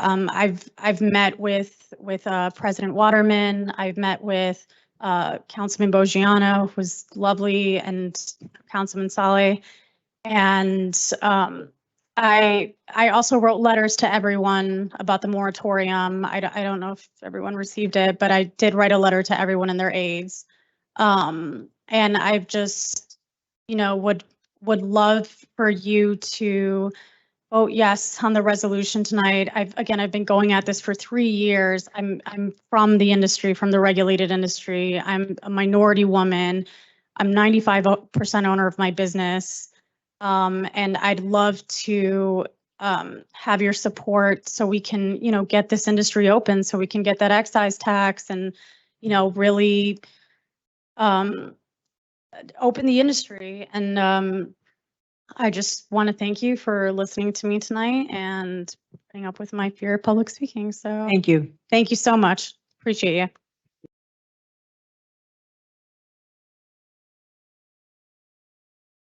Did a great job, just so you know. Next speaker, 5.20, Erica. Hello, Council. I'm here today to speak on behalf of Neon Heights as well in Alexandria. I am a 12-year cannabis industry executive. I have worked my way across the industry, all across the country, and have met many characters across my travels. I'm here to just speak on behalf of Alexandria and her character and how beneficial it would be to have someone in that power in your community. She is the type of person that would just, literally give her shirt off her back to her neighbor. Over the years about this project and this vision she's had, it's never been about her. It's always been about opening doors for people in the community, people who deserve a chance to work in a regulated industry, helping the community, giving back to the children, giving back to, her neighbors. She's done so much just going around and getting support, giving back, sitting on the board of, different charities, doing fundraisers for the children during the holidays, for various schools and different districts. So I just wanted to say, to give the opportunity to anyone, it's so important to give it to someone like Alexandria. So I just want you guys to please vote yes tonight on the resolution for Neon Heights. I think it will really benefit your community and impact it in such a positive way. So that's all I have to say. Thank you. Our next speaker, 5.21, Matthew.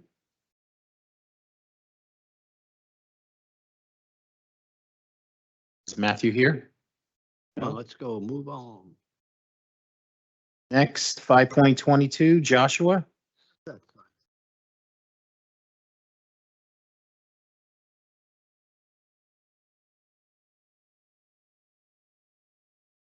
Good evening today, Council. It's a pleasure to see some of you again and some new faces. My name is Josh Alb. I'm the founder of Cannabis. Our organization has been around for about 4 years now, doing community work and philanthropic events across New Jersey and establishing the education pipeline. We were the first to be able to do educational events surrounding cannabis in university quarters out of Middlesex College, and have since expanded to form a coalition of schools that include Rutgers, recently NJIT, Stockton, Hudson County Community College, and Rowan University. I say this to let you know that the work and efforts that we do have been seen by some of you here with our community job fairs and our expungement clinics, as well as our just educational panels and other seminars that we'll host. And, I wanted to come and support today Alexandria and Neon Heights in Resolution 23633 in motion to move her forward as a legal operator here in Jersey City quarters. The one thing I will say is that what she's demonstrated in my eyes is not just amazing character, but amazing heart to be able to actually come into a community and look to take care of it through vehicles like myself and others that she's mentioned before, like the York Street Project.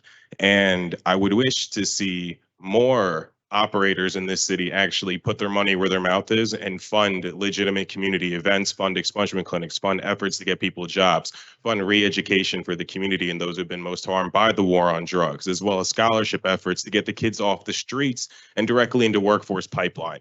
I've only seen a handful of operators in this city be committed to such actions, and she stands out amongst all of them.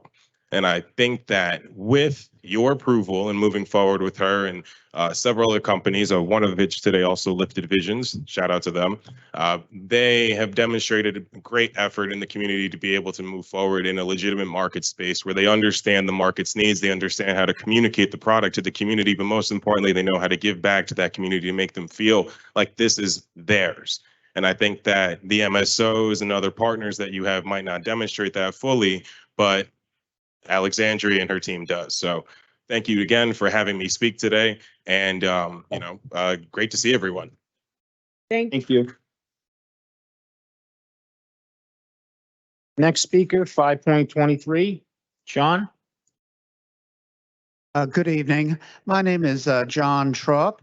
I'm a national director of the Polish American Congress, New Jersey Division, and I value Jersey City. I see Jersey City as a bellwether for the future of our country, and that's why democracy and fair play needs to prevail here in Jersey City. And that's why I would like the members of the Jersey City Council to recall the spirit of your unanimous decision of December 2018 to let the Katyn Memorial stand in perpetuity in Exchange Place. The wall in front of the Katyn Memorial prevents commemorations from taking place in front of the Katyn Memorial, where these commemorations should take place, and events that are likely to attract large numbers of people increasingly are likely to take place. An example is the Startup Foundation, a 501c3 foundation, collective security for all. The failure of collective security, I think, is clear to us all after the second invasion by Russia of Ukraine, and the Katyn Memorial stands as a cautionary example of what happens when collective security fails. The wall that's in front of the Katyn Memorial prevents these large-scale events from taking place. The wall was built by the Exchange Place Alliance Special Improvement District without the approval of the citizens and city council. This wall is not in the spirit of the city council's decision of December 2018 on the Katyn Memorial. This is why all who believe citizens, not special interest groups, should make decisions on what to build on city land. Exchange Place is city land. And that is why I would like to call on the members of the City Council to agree to the prompt removal of the wall, which detracts from the Katyn Memorial. I ask the City Council to agree to tear down the wall in order to remain true to the spirit of your decision that the Katyn Memorial stand in perpetuity in Exchange Place. Thank you. Excuse me, sir. I was very involved with Michael Young on this whole thing with the statue. And I want to say something. Over the last year, only one other person I know that got behind me and supported me trying to fight this was Gene Daly. Nobody else came out and tried to stop it.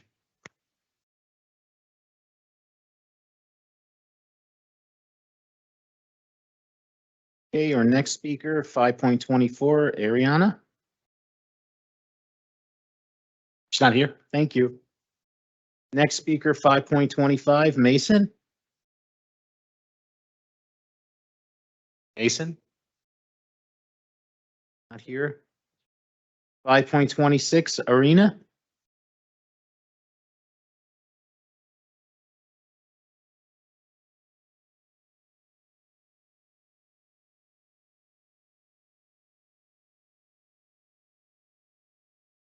Dear ladies and gentlemen of the City Council, my name is Irena Guillon, and I want to speak about the Katyn Memorial. I would like to explain why the action taken against the Katyn Monument by Mayor Fulop and his political donors of the Exchange Place Alliance are not only inappropriate, but also highly offensive to the Polish American community. Hitler and Stalin attacked Poland in September 1939 and annexed all of Poland between them. Both despotic leaders initiated their campaign of mass murder in the occupied territories. Stalin then executed 22,000 Polish officers, and at least 438 of them were Polish Jews, including Baruch Steinberg, chief rabbi of the Polish army. Mayor Fulop is apparently unaware of this important fact. In all, almost half of the Polish officer corps was executed by shots to the back of their head. Their bodies were stacked like cordwood in mass graves, and birch trees were planted over them. As is true for any memorial, the purpose of the Katyn Monument is to honor the memory of the brave officers who were subjected to the most heinous war crimes. This is why preserving unobstructed physical and visual access to the Katyn Memorial is essential. However, a wall was inexplicably installed in front of the monument that is over 5 feet high and about 20 feet long. I am 5'3". Deliberately obstructs the public view of the monument and wrongly impedes the public's access to it. Ladies and gentlemen, what other monument do you know of that has such a wall? The U.S. Marine Corps War Memorial, Iwo Jima, represents the American nation's gratitude to Marines and those who have fought besides them. The statue depicts one of the most famous incidents of World War II. Mayor Fulop served in the U.S. Marine Corps. Mayor Fulop, would you approve the change if the Iwo Jima monument was in the Exchange Place Plaza? Would anyone in the United States be brave enough to place a long and high concrete wall in front of the monument and change the main approach to the monument from the back? This wall is blatant insult to the victims of the Katyn massacre and to those who honor their memory. Are Polish Americans second-class citizens? Can our sanctity be tarnished because you support Mayor Fulop and his political cronies' position in the Katyn? Thank you. And I want to say we are. Thank you. Thank you. Thank you. Thank you very much. Thank you. Our next speaker, 5.27, Jean. Oh, good evening. Glad some people are taking their bathroom breaks at this point. I'm actually here for the same issue. In particular, I'm about the privatization of our public plaza. This was enacted by the Exchange Place Alliance, and I'm really sorry to think of that. Ms. Waterman is on this board and did not think about the impact to the public, the people who own that land, which is not a private corporation. This is Exchange Place Plaza. The entirety is owned by Jersey City residents. It's not owned by just solely the Exchange Place Alliance or individual council members. It's for everybody. And since the Exchange Place Alliance started in 2016, I saw this coming. The point being is they have systematically kicked out every single one of our cultural fairs, events that we had, all these celebrations from Exchange Place, because they don't want it. And I know there was a certain member of the Exchange Place board who stated we didn't want people coming from other areas of Jersey City coming down here and leaving their garbage every place. I think that we could remember that. What troubles me is that this is illegal. This is illegally being done. There is no precedent for it. There is no proper protocol to do this. Yet you're taking this big piece, look at the big chunk over there, and turning it into a private corporate roadway. The Hyatt House is a franchise agreement, yes, but it's much smaller than that entrance. To go all the way down to what was the Harts Mountain building on the Exchange Place on the end, and that's a private corporation. Access could be had via York Street without this vast intrusion into our Exchange Place Plaza. Speaking of events, they threw out the Puerto Rican days. It's a shame Rivera's not here. They kicked out the Irish, the Italian. They kicked out the Indian. They kicked out the Carnival. They kicked out the Pride Parade. All these events that we had in Exchange Place Plaza, because it's the biggest plaza and it faces the waterfront, has been erased and annihilated by the Exchange Place Alliance. That's racism. I think that's cultural racism. I think it is disgusting that all these minority groups can no longer have their events at Exchange Place Plaza. I think it's a disgrace. I think everyone or anyone related to the Exchange Place Alliance should be hanging their head in shame. This is a real problem for Jersey City, and I'm against this, and we have to do something about this. Thank you. Thank you.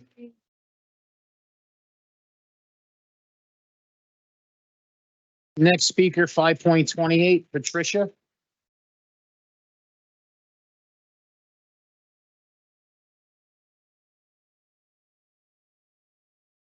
Good evening. Patricia, you can bring it down towards you. There you go. Good evening. My name is Patricia Amelia. I'm with the Aloya Law Firm located in Bloomfield, New Jersey.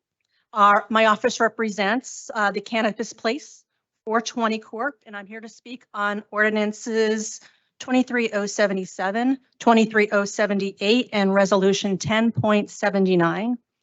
Before I specifically address the ordinances, let me say that I did have the chance to review the video of your caucus meeting.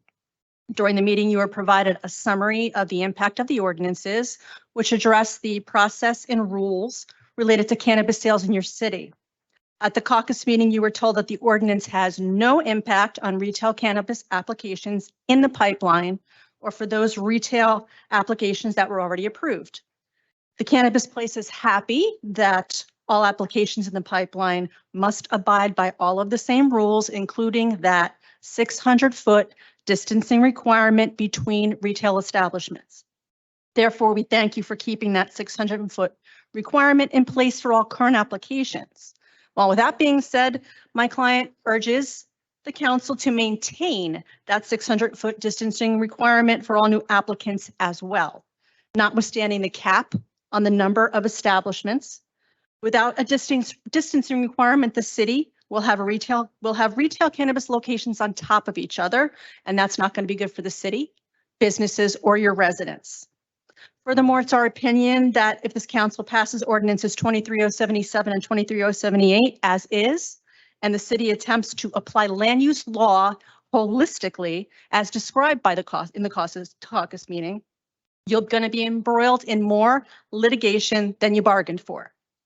Council members, you all asked great questions during that caucus meeting and identified the unreasonableness of a holistic approach, because without a firm rule understood by everyone, the holistic approach to a proposed zoning regulation is going to result in two things: confusion and litigation. And how do you apply a zoning ordinance or any ordinance in a holistic manner? Well, you can't. And if you do, your decisions will be arbitrary, discriminatory, challenged, and result in litigation. Now, with regard to resolution 10.79, considering the ongoing litigation by Cannabis Place 420 Corp. Against Cushmart and the Planning Board involving the 600-foot rule for retail cannabis establishments, we ask that the council refrain from taking any action on resolution 10.79 until that litigation is resolved. And please note that my client has informed us that in the event that the council does pass resolution 10.79, we are directed to pursue all legal avenues to challenge that action. Thank you very much. Thank you.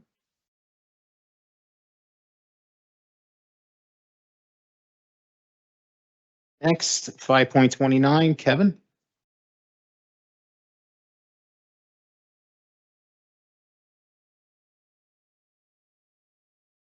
Hello. Today, we have determined that mediation will conclude, successful or not, by the close of business next Friday, 8/25. In preparation for the conclusion of mediation, we will schedule our rent leveling board hearing. The reality is, mediation actually happened out of order. The administrative process led us to our hearing. That is when the city was supposed to either enforce the ordinance or not. Instead, we were asked to try mediation first. Perhaps we will yet have a successful mediation. If so, then the city will have less of a burden related to our matter. From that perspective, I totally get why the board gave it a shot, even if it was not the typical administrative process. In a way, this somewhat non-traditional approach gave the city an out with our landlord. The board basically said, we'll give you guys an opportunity to work it out, and if you cannot, we will. So it's really up to equity at this point. If equity is not reasonable, the city will be free to enforce the ordinance because we will all have given equity a very long window of opportunity to be reasonable. They have 9 days left to resolve this whole situation at a discount. Here's why. No matter what happens at the hearing, it is good for us and not good for equity. And only one of the two possible outcomes is good for the mayor and several of his administration. So what are the two possible outcomes at the meeting? Option one, which I'll call the less likely outcome, the board does not enforce the ordinance. That would be very bad for the city and for equity, but it would not be bad for us. This is the only option that would force us to go to court against both the city and equity, and it is also the only option that would result in no additional mediation because avoiding court would not be possible. We would go for everything, and everything is much more than we have ever made public. We would initiate several additional actions so we would not be limited to what came up in the administrative process. In court, we would fight for the enforcement of the law. The city would be standing alone among its peers as the only city attempting to defend the non-enforcement of an ordinance in court. Equity would be at the mercy of the court, and they will have a lot more than rent control to worry about. Option two, which I'll call the more likely outcome. The board enforces the ordinance. And I have said many times before, this would mean we would not take the city to court related to rent control enforcement at our buildings. This is the outcome which puts the city and all of us on the same side, which is in defense of the law. I think you will find we are a powerful and capable force to join. This is what happened in Hoboken and Union City and Woodbridge. It is the smart choice. If this happens, we will even be willing to negotiate with equity again if they may prefer to avoid court. Obviously, I sincerely hope we all end up on the same side of the law, and I actually believe that is where we're headed. I have been to almost every rent leveling board hearing for the last 9 months. I think that board will enforce the ordinance. I look forward to my first speech here after a lawful rent leveling board outcome. Thank you. Next, 5.30, Mark. Mark here. Thank you. 5.31, Barbara. Is Barbara here? Okay.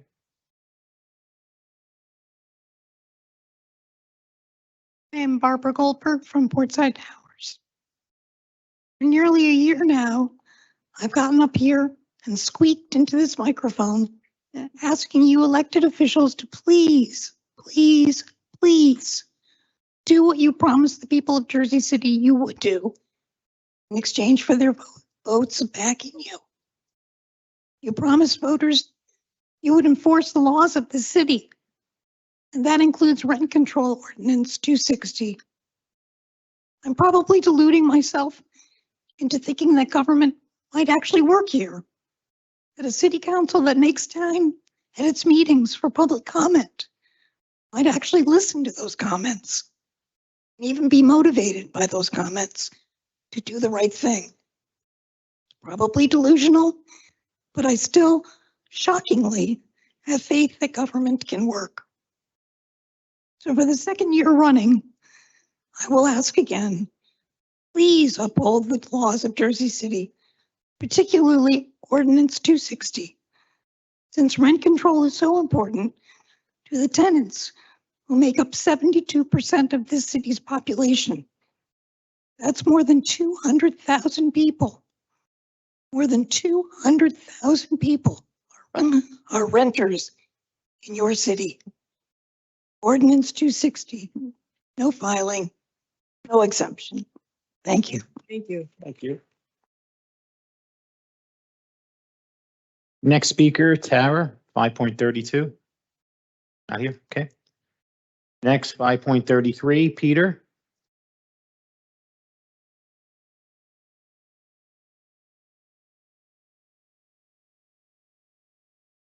Good evening, City Council members. I'm here once again to speak on behalf of my fellow residents of Portside Towers. This movement began as an effort to ensure our fair and legal treatment at the hands of our landlord. And while that remains the case, it has expanded to advocate on behalf of all those who have been subjected to unethical and illegal behaviors from their landlords with the tacit approval of the city. The Zumper National Rent Report, released on August 1st, once again found that Jersey City is the second most expensive place to rent in the entire United States, with a one-bedroom median of $3,390 per month. Following the common 30% rule, this means a person needs to earn over $125,000 a year in order to comfortably afford an average Jersey City rental. According to the Bureau of Labor Statistics, this is well over twice the median U.S. income. Many would say there is nothing inherently objectionable about this. Jersey City is a nice place to live with easy access to one of the world's most lucrative job markets. Many might even see it as a positive sign of prosperity. However, one might expect that a government mandated to serve its citizens would be paying a great deal of attention to such a high-profile issue that affects the daily lives of so many. The reality of the situation could not be more different. While the greasiness of the Jersey City administration's relationship with its developers and landlords is obvious after only the most cursory research, our group's efforts have uncovered ample evidence of much deeper cronyism and corruption.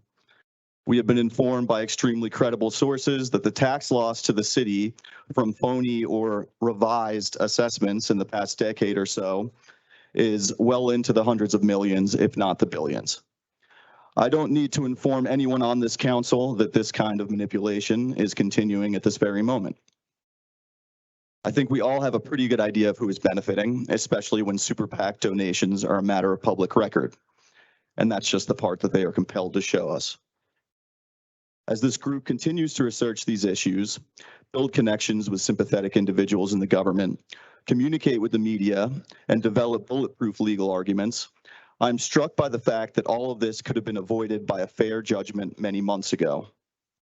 In the seemingly unlikely chance that the interested parties might be listening, I will say the following. I am not going to appeal to you that you do the right thing, as that would be shockingly naive at this point. I merely suggest that a ruling upholding the legal rights of our tenants would be a very pragmatic resolution to push for. Legal discovery is a long, exhaustive, and illuminating process. Political scandal sells papers. We aren't going anywhere. Thank you.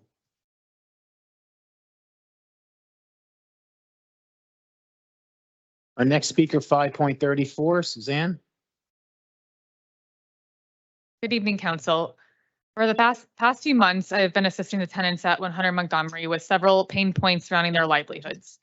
We had a community meeting at 100 Montgomery, followed up by a meeting hosted by Councilman Solomon in conjunction with the waterfront project, fire and safety, code compliance, and the resident response center. One of the biggest issues is regarding rent for the qualified tenants who reside in the 163 restricted units in the building.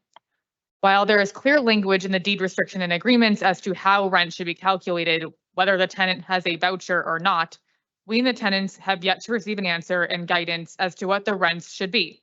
Additionally, these tenants have been turned away time and again for seeking help and answers.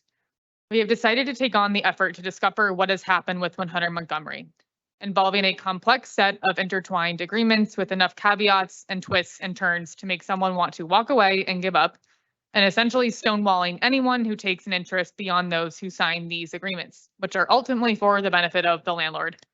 No surprise. I want the city to know we are not going to give up or walk away.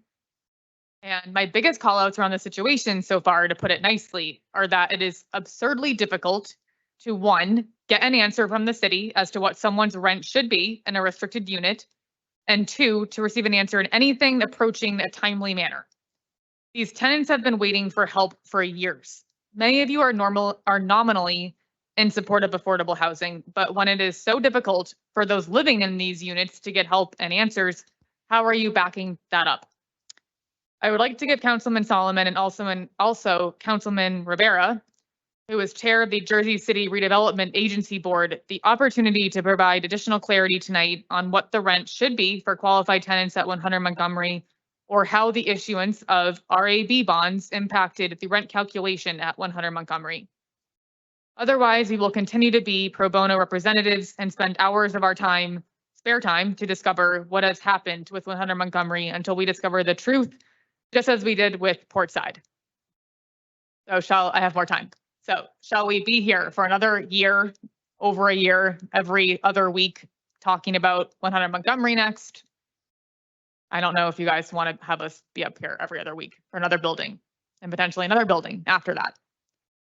What we could discuss is what's supposed to be happening for these people, get them some answers, and figure out a much cleaner process of support for people who need it.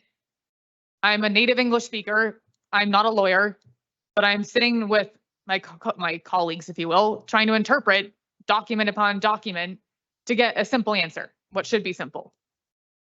And at the last meeting we had here, the director of waterfront couldn't tell us what the answer is. She's a lawyer. It's way too difficult. Thank you. Any comments? Thank you. Comments? Thank you. Next speaker, 5.35, Manya.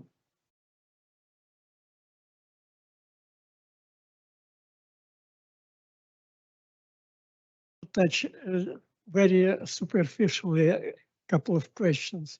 First of all, Ms. Waterman, I deeply, not just me, I'm talking about our community, we deeply appreciate that you organized the meeting with 2 oncologists in our community, and people are very, very grateful for this. Second, I have to ask you, Ms. DeGiz, and all 3 of you, to stand up against St. Peter's Prep. They intend to demolish 2 historic buildings. It's absolutely inappropriate behavior, 2 historic buildings, and please support zoning board, which also against this decision of administration of this school. Next topic, I have to say that I love myself something very inappropriate. It was very first time in my life, and I swear to God it will be only one time. A month ago, during the meeting here, City Hall, I gave to Councilman Solomon a finger, the finger.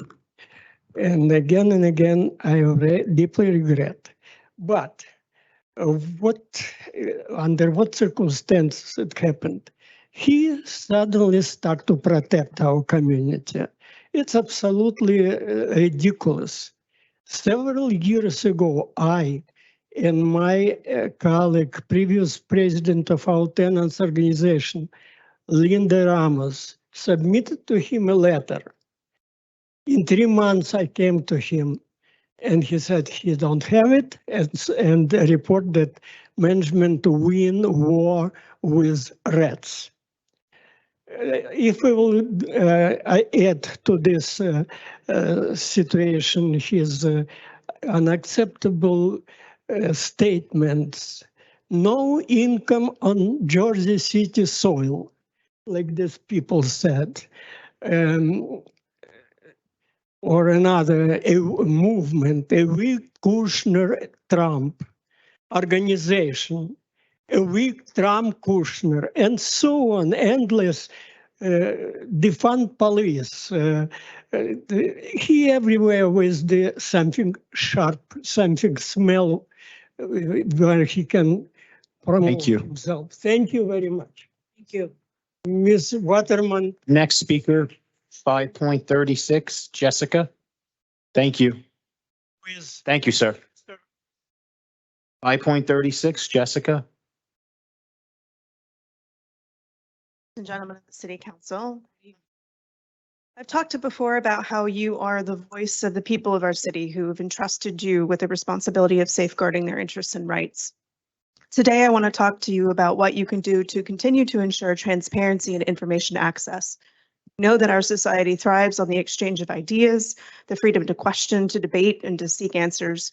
And as representatives of our citizens, you have a duty to uphold these values, not just in the physical sphere, but in the digital world as well. So first, please support online forums for issue reporting and resolution like See, Click, Fix. We have observed tickets being shut down inappropriately, citing reasons such as redundancy where redundancy does not exist.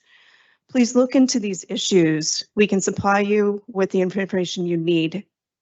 The platforms not only promote transparency, but foster a sense of community, where our constituents can voice their concerns, report issues, and propose solutions. And it also will provide you invaluable insights into the challenges our city faces and help us make more data-driven, informed decisions about how to address them. Second, please ensure online censorship on a variety of platforms ceases. Many citywide relevant announcements either have commenting suspended or commenting is quickly turned off. I know this myself, once any comments are posted. Now, these comments are respectful and relevant, and it's not appropriate to stifle discussion by turning a blind eye. Think for a minute about the freedom these online tools enable, allowing individuals to voice their concerns without fear of censorship or reprisal. And we know now, after working on rent control and enforcement of Ordinance 260, no filing, no exemption, for over a year, that many in our community do not step out. They do not file illegal rent petitions because they think if they ask questions or try to negotiate the unconscionable 30% or more increases they're facing, they will not only lose their homes, but also their jobs, or even miss out on the opportunity to become a citizen. This is not trivial. Help them have a voice. Furthermore, we need to enhance public information request access. Our citizens have a right to know how decisions are made, how funds are allocated, and how their city is run. We owe it to them to make this process as accessible and straightforward as possible. Requests made by a variety of people in our community take a variable amount of time, with differing results sent to differing people. This is unacceptable, particularly in an age where most information can be at our fingertips and where gatekeepers are no longer necessary. Please support digitalization. Better yet, become a proponent of it. It is the future. It is here now. Your power comes from the people you serve, and it is to them you are accountable. Let us not forget that. Let us strive to create a city that is transparent, accessible, and just. Thank you. Thank you. Next speaker, 5.37, Anna. Hello, my name is Anna Davies, and I am here with my neighbors from Portside Towers. Sometimes my daughter has come with me. She is at sleepaway camp. This is one of 5 nights of the entire year where I am not solely responsible for childcare. I came here because it's important. I know that you have heard us. I know that some of you have done what you can. I also know some have rolled their eyes when they see the Portside crew roll up, but we're not going away. And I am also one of the people who did receive a 27% rent increase in 2021. While my building is now under rent control, I'm still paying over $3,600 to live in a 1-bedroom apartment. It is, as a solo parent who has multiple freelance jobs, I am going to leave here. I'm probably going to stay up until about 2 a.m. to work on work, wake up at 5:30 to work on more work. Paying over $3,600 a month for rent is incredibly challenging. It's something I stress out about all the time. It's something where you have to constantly make financial decisions that might not be the best long-term decisions, but it's hard when you have a child, when your child has a community, when your work is tied to this location. It's hard to just move or to move someplace less expensive.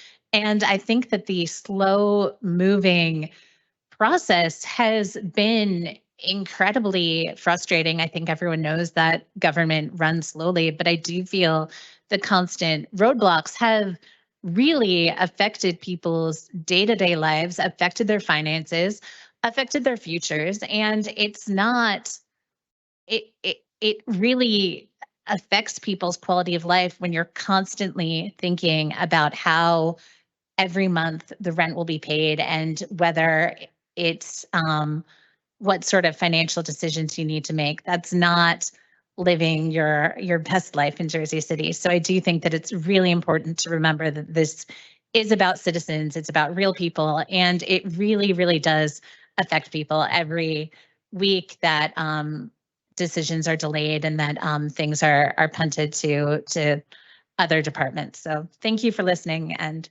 thank you. Thank you. Next speaker, 5.38, Danella. Good evening. Welcome back after the summer break. I hope you all had a great vacation and are fully recharged. And I really do, because we all use the time to collect more facts about and get even more insight into illegal rents charged in Jersey City. So we need your full attention in the coming council meetings. And indeed, a lot has happened all around us related to renter issues in the last weeks. The city of Hoboken has assisted 3 families in filing a lawsuit against luxury landlord Avalon Bay, saying their increases are so high they may run afoul of New Jersey law. Heads up, New Jersey law, not Hoboken law.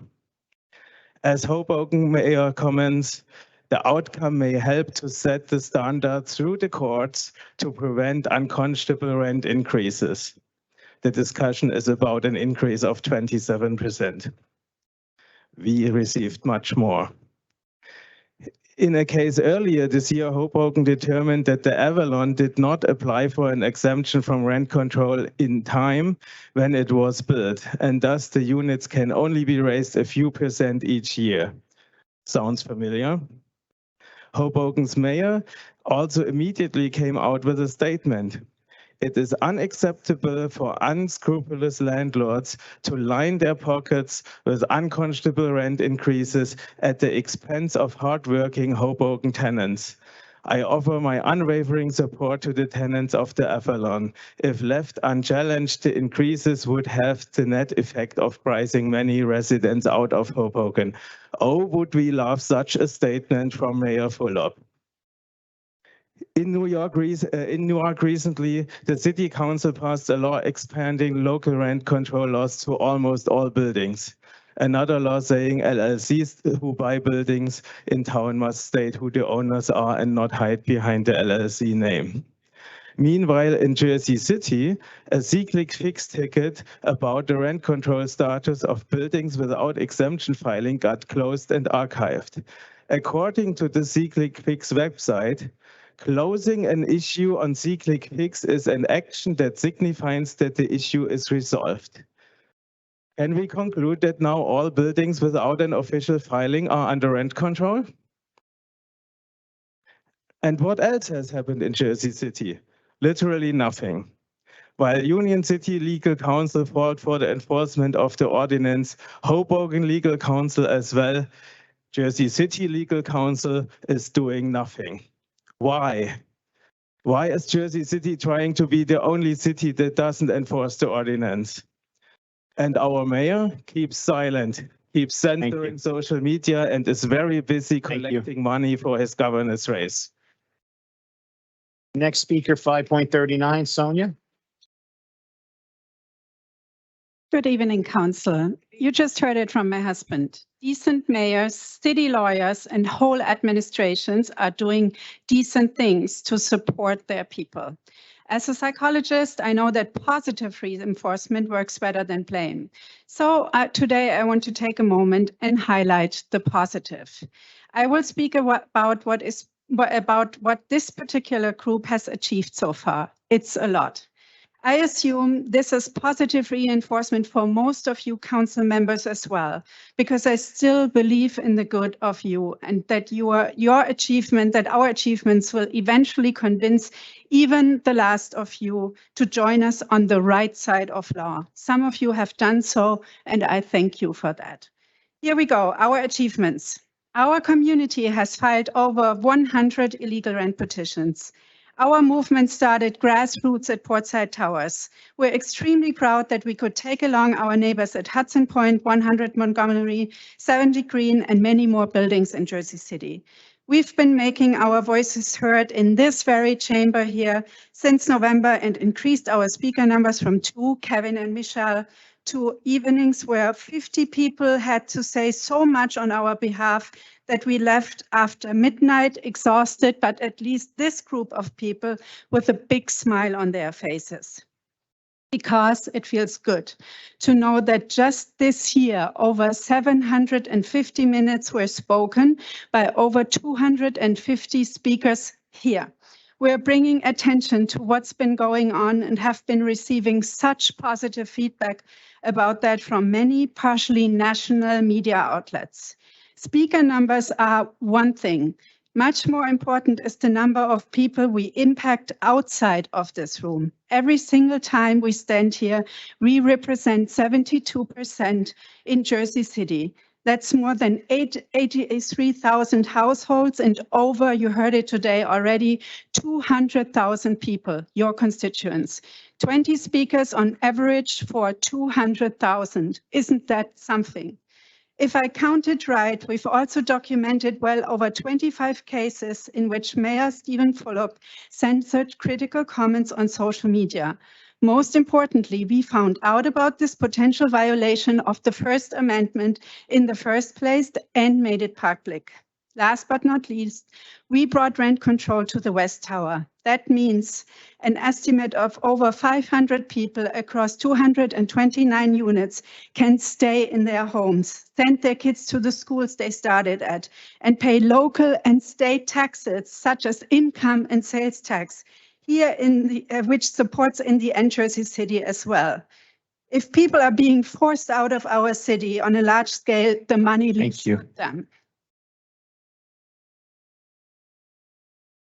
Our next speaker, 5.40, Erin. Is Erin here? Okay.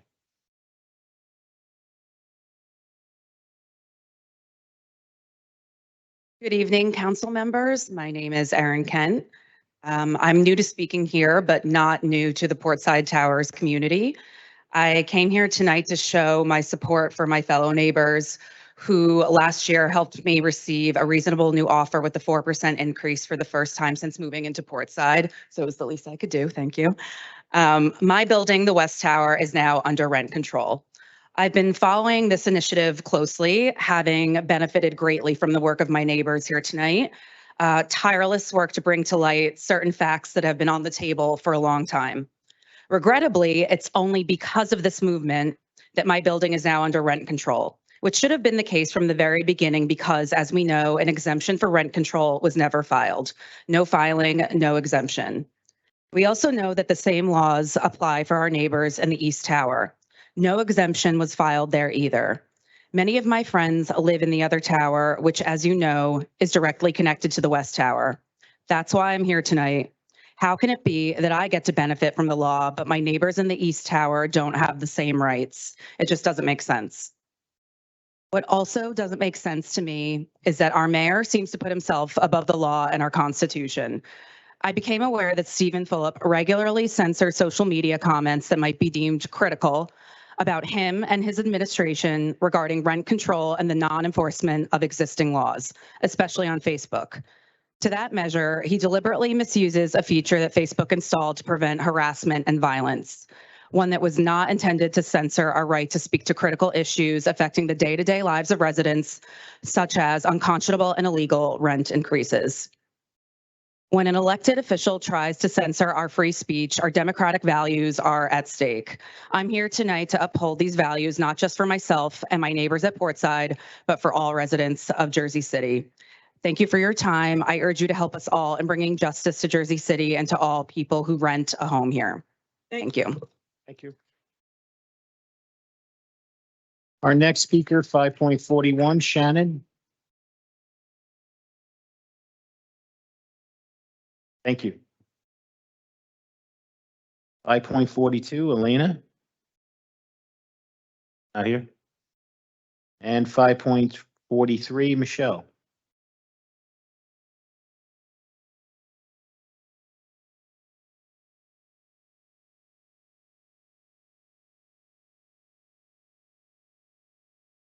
As the saying goes, fool me once, shame on you. Fool me twice, shame on me. At the March 13th council meeting, I walked everyone through how landlords must submit their annual landlord registration statements via the Cognito Forms electronic platform. I pointed out that it was impossible that the statement I received for 155 Washington was submitted electronically as required by the landlord-tenant office.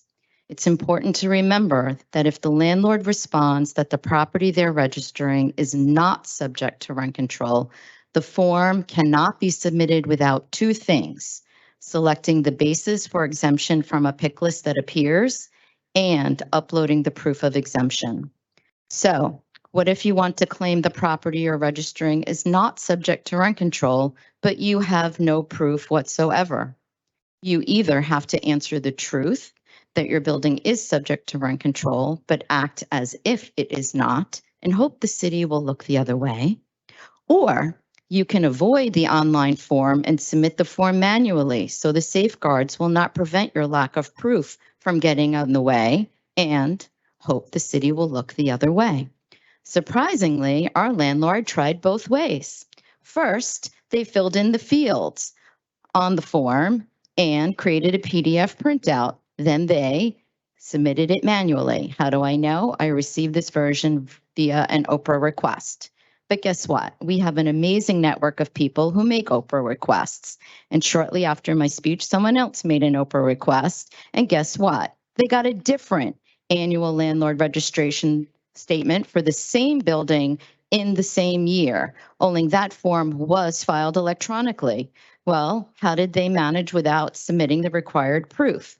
They lied under penalty again, and the city allowed it. They answered that 155 Washington was exempt because it was newly constructed in a redevelopment zone, which even Dinah Hendon certified was not the case. What was their proof? I suppose they could have uploaded anything, but they chose to upload the building CO, which indicated it was built prior to the redevelopment plan's approval. Our ongoing administrative process aside, this is completely outrageous. I'm calling for an investigation into this ridiculous incident. You have the power. If you investigate it, we will work together to get to the bottom of what happened. If not, I assure you, we will take action against all parties involved in this, right out in the open fraud.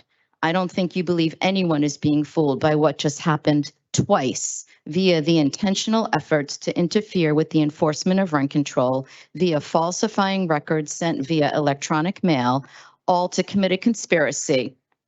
Thank you. Will you investigate? Next speaker, 5.44, Naima.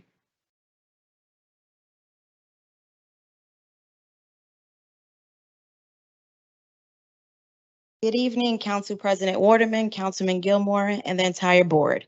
I'm Naima Terry, a proud Black Muslim woman with a woman and minority-owned business designation by the New Jersey Treasury Department, a social equity applicant, and 100% owner of my property located in an impact zone at 539 Martin Luther King Drive, where I intend to open a Class 5 cannabis retail dispensary in this great city, my city that I was born and raised. I have 3 MOUs with amazing community partners, a unanimous Jersey City Cannabis Control Board approval, where they stated they hope future applicants watch my YouTube hearing so they know what the board is looking for and the type of business Jersey City needs. I'm here asking you to consider all of my designations as I am a top priority applicant in the state's eyes, hitting every box allowed to move forward. Please consider me for your next agenda.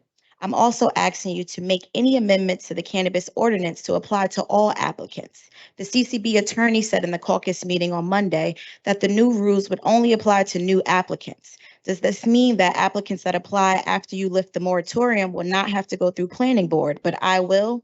The planning board is so backed up that this means that a new applicant can get on your agenda before me, and that's not a just process, especially as I have every designation the state has listed for a top priority applicant status. I also agree with you that we need a cap on cannabis licenses in Jersey City, dispensary licenses in Jersey City. With the proposed amendments to the ordinance, the total cap is actually 70 dispensaries, not 48, which is not evenly distributed through the wards, as Ward D has 8 already approved by this council, and with the amendments proposed, 8 more dispensaries can open in that ward, as opposed to my ward, Ward F, where only 1 dispensary has city council approval, and then 8 more will be allowed. So Ward D will have nearly double the amount of Ward F with this new amendments. While I agree with the cap, the proposed cap per ward does not make sense unless you will actually evenly cap per ward. You have given 22 applicants resolutions of support. There are another 32 that have CCB approval and need to come before you and planning. If you take planning off for new applicants, please take it off for all of us that are still waiting to get on the planning board agenda. Please issue a fair cap, as we are not McDonald's and Burger King within 600 feet of each other. We are minorities fighting against all odds, using our hard-earned dollars to invest in this business, and no cap is setting us up for failure. Thank you, and I hope to be back before you soon, receiving a resolution of local support for this Jersey City girl. Thank you.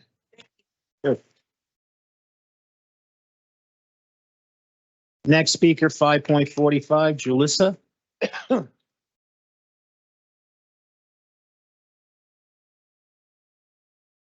Evening. My name is Julissa. I have been locally approved for a Class 5 cannabis retailer license, and I want to discuss the new rules on consumption areas. Many have spoken about the lack of representation in the industry, and I am happy to see the new ordinance prioritizing micro businesses, which are usually locals with real ties to the city. However, it wasn't made clear if these same prioritizations would carry over to consumption lounges. With there being only 2 per ward, there must be prioritization to protect us local business owners from the out-of-towners with deep pockets. The same prioritization for micro businesses and local minorities should apply to consumption area approvals as well. Out of the many applicants in downtown, I recently realized I am the only woman of color opening a location in downtown, a place that was once known for its diversity. For reasons like this is why representation and prioritization are really important. Reading the ordinances, I also feel like if medical dispensaries want a consumption area, then this should not count against the cap, as those locations should focus more on medical card holders who rely on them for their medication. If these card holders want to consume on the premises, they should be prioritized over recreational users at these medical facilities. For this reason, they should not count against cap. Another issue I'd like to bring up are the hours. Previously, consumption areas were allowed to stay open until 1 a.m. This has now been reduced to 11 p.m. 2 hours may not seem like a lot, but it makes a big difference. There will be a loss of tax revenue for the city, and this is when a lot of illegal smoke shops make their sales. Walk through the pedestrian plaza at 11 p.m. and you will be guaranteed to smell cannabis. People need a place to consume safely and legally. Bars are able to stay open until 1 a.m., sometimes 2 a.m. in downtown. It is unfair that cannabis locations are penalized and forced to close so early. As a compromise, it would be great to at least be able to stay open until 1 a.m. on Fridays and Saturdays. I recommend a special meeting be held with social equity applicants to minimize the back and forth in these meetings and figure out how to make this process more equitable and as originally intended. I have one more minute. So I'm just gonna say, this is unrelated, but please reopen Barrow Street. The closures have made it into a haven for homeless, drug addicts, and a urinal for men. I have seen it just yesterday. It's pretty disgusting. Local business owners are hurting and need your help. Do not ignore their pleas. And I know there was a meeting recently and nothing has been done about it. So at least, as a compromise, maybe just close the street on Fridays and Saturdays where I know traffic is very crazy there. Thank you. Thank you. Next speaker, 5.46, Mian.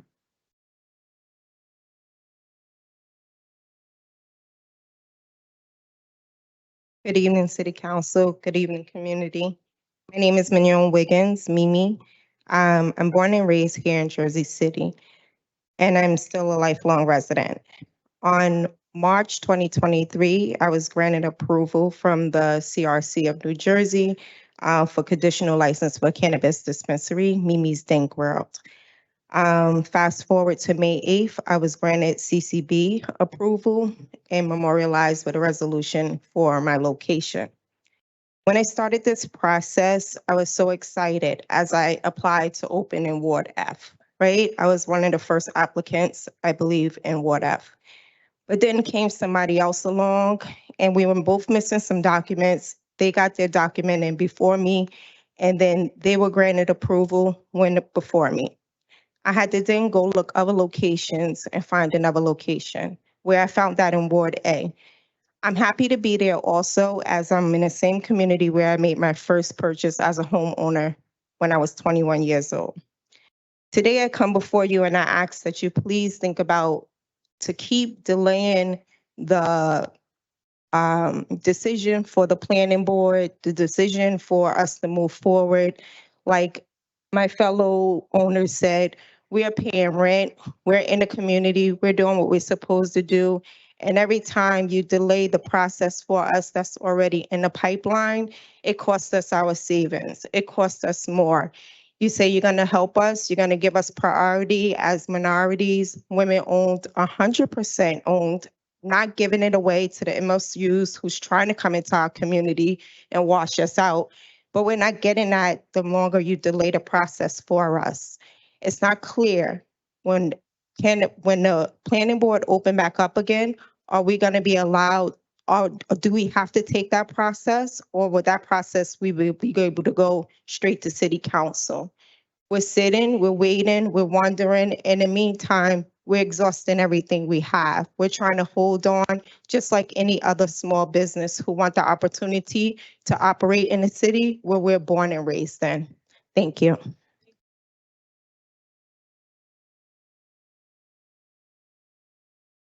Next speaker, 5.47, Christine. Christine here? No? Next, 5.48, Terry.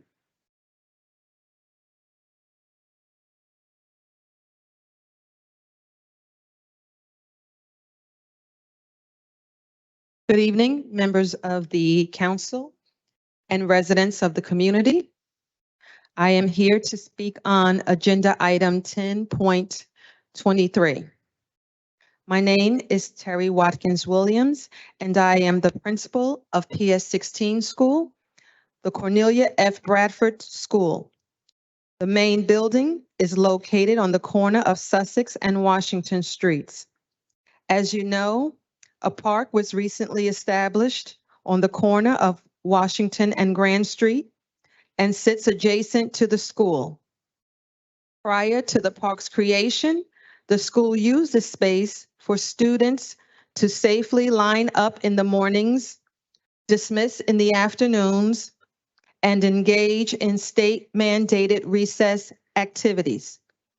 This space is an enclosed area that provides safe play for the children and keeps them from having to play on the busy streets.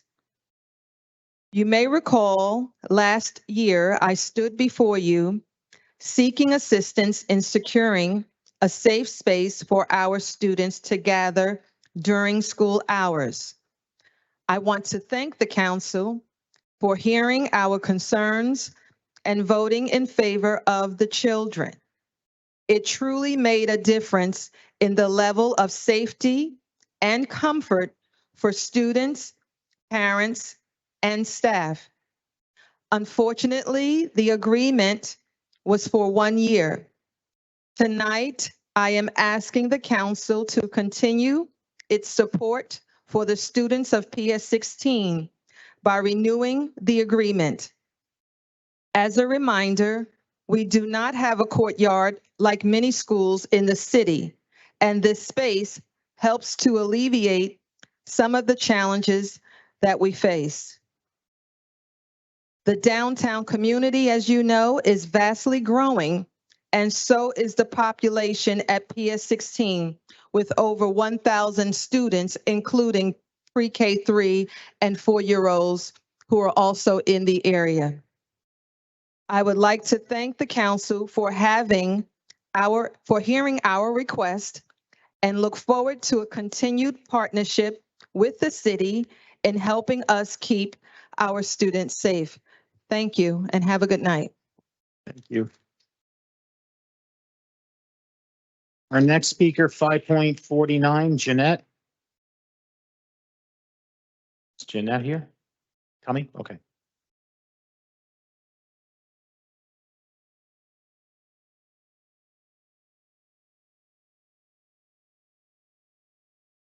Good evening, Chairwoman and honorable members of the council.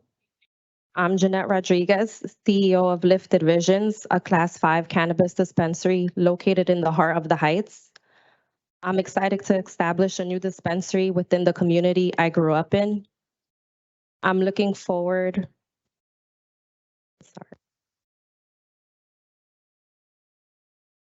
I'm looking forward to hiring future associates from New Jersey Reentry Program and providing job opportunities to the local within the community.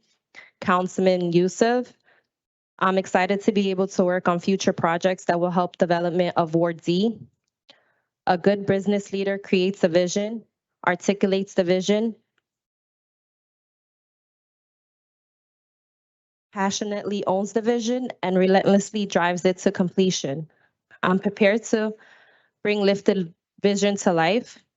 As a woman-owned business, I have faced many challenges, so I ask the City Council to please support my resolution 23-634. Thank you, council members, for the major opportunity and hope to gain your support. Thank you. Next speaker, 5.50, John.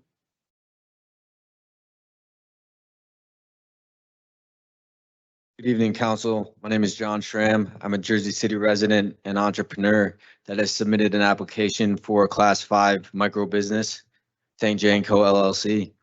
I'm here to speak on Ordinance 23-077.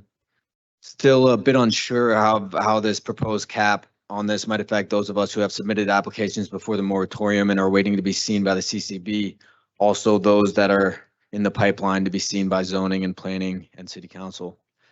Bit of background where I'm speaking from. I wrote my own application to the state of New Jersey and was awarded a conditional Class 5 license that is currently on its second extension, at risk of expiring as we await the moratorium and its amendments. I raised money to fund this venture because banks won't lend for cannabis businesses. I wrote my own application to Jersey City. I walked this entire town by foot to find a location, reached out to and looked at over 50 properties, negotiated a lease with $7,000 a month holding rent. Interviewed and retained lawyers that are required to be seen before the CCB and Planning Board. I've invested a lot of time and money into this venture. It seems the goalpost has been moved on us. I ask that when you are making these amendments, please keep in mind us small business entrepreneurs that were in the game from the beginning. The moratorium was started with the knowledge that those in the application process needed to negotiate leases and hold properties with holding rent and retain lawyers. This accumulates to tens of thousands of dollars. I'm asking not to pass amendments that allow for those of us that started not to be grandfathered in with the original ordinance regulations. I would like to suggest that overcrowding concerns can be better solved by distance requirements to establishments rather than a cap on 8 licenses per ward. Limiting the amount of licenses to wards disenfranchises those of us looking to open on other streets in neighborhoods that are not served, but may have an overcrowded section of the ward taking up all of the licenses in the cap. Also, may I suggest that the cannabis ordinance can use a regulation that addresses what happens to licenses that are approved, but the license holders are not making progress to open or are just sitting on licenses and tying up the proposed caps. Thank you for your time.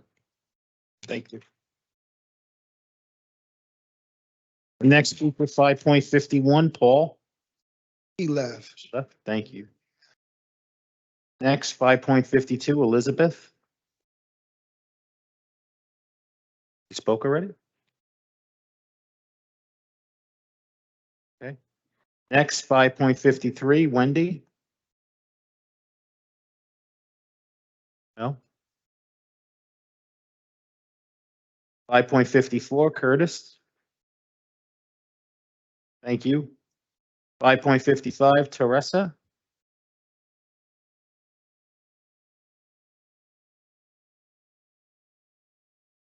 Coming.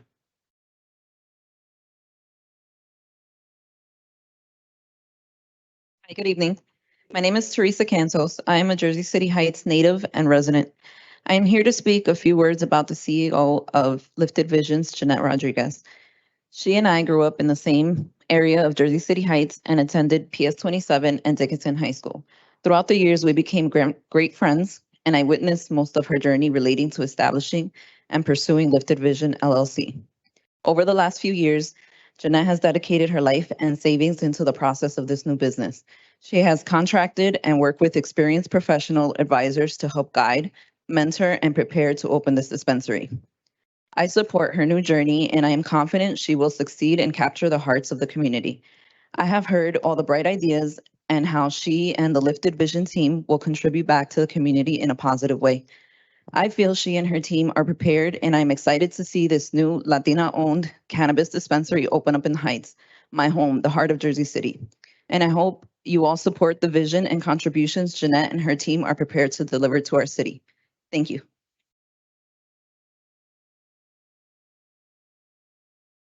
Next speaker, 5.56, Pedro.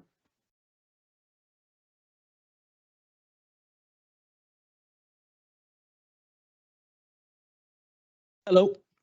Good evening, council members. My name is Pedro Rodriguez. I currently live on Nelson Ave. I am a lifelong resident. As a fellow member of the community, I am so excited to be here, to be heard, and to have the negative stigma of cannabis put behind us. As a fellow applicant, I am also equally excited to share my love for the flower and spread the excitement of what's to come with Lifted Vision. Responsible consumption, freedom to choose a more natural form of medicine, the mental relief of being on the right side of the law, and giving back to the community. These are some of the things we strive for. But on the top of that, unity, coming together as a community and creating something the next generation will be proud of. It's been a long process, and I want to personally thank the council for giving us the opportunity to live out our dreams and becoming responsible business owners, as well as being the tip of the spear on positive cannabis reform. Thank you, appreciate your time, and please support my resolution 23-634. Appreciate you. 5.57, Jorge.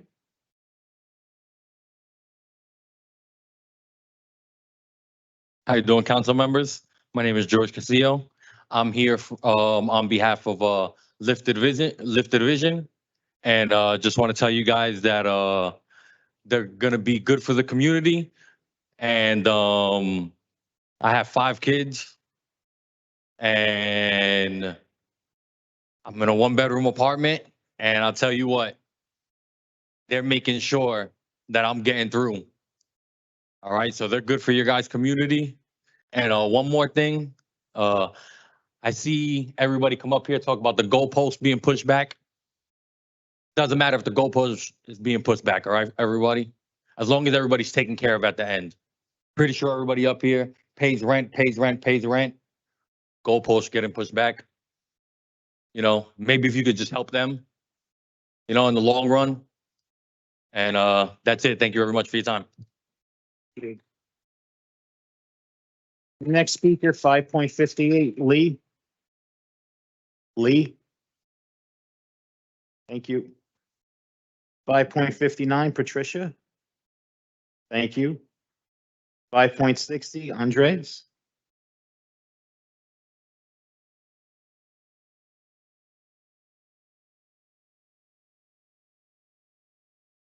Good evening, ladies and gentlemen of the council present. My name is Andrzej Burkhardt. I serve as president of New Jersey Division of Polish American Congress, as well as vice president for the Coalition of Polish Americans. And I have been speaking quite a few times from this position too, regarding the issue of Exchange Place and the Katyn Monument. Well, let me begin with expressing our gratitude for you members of the council for your decision of December 2018, which puts the memorial firmly in place in Exchange Place. And also for something that I believe you had some influence over, which is the help in negotiations with between our committee and EPA SID, which resulted with certain modifications to the original plan, and that now it looks much better than it was looking originally. And however, still 2 major issues remain, and that's what I want to talk tonight. They are illustrated by those displays at the wall. One is that wall that separates Exchange Place from the Katyn Memorial. To me, that wall, when you look at it from several angles, it's completely unnecessary there, unwarranted, unwanted, in addition to that it is ugly. And it serves no purpose other than separating the space of the Exchange Place and obscuring the site of the Katyn Memorial, as well as of the riverbank and the panorama of Manhattan. It serves no purpose. So I implore you, use any tools and influences available to you to convince EPA SID to tear it down, eliminate it, get rid of it. It's ugly. And also, in addition, it is really demonstrates a lack of compliance with the city master plan, which in turn casts some doubts on the validity of the process of approval of this by the city planning board. The second issue that needs mentioning is that that private driveway, which essentially takes away, according to some calculations, 40% of the public space of Exchange Plaza. Thank you. Next speaker, 5.61, Terry. Terry here.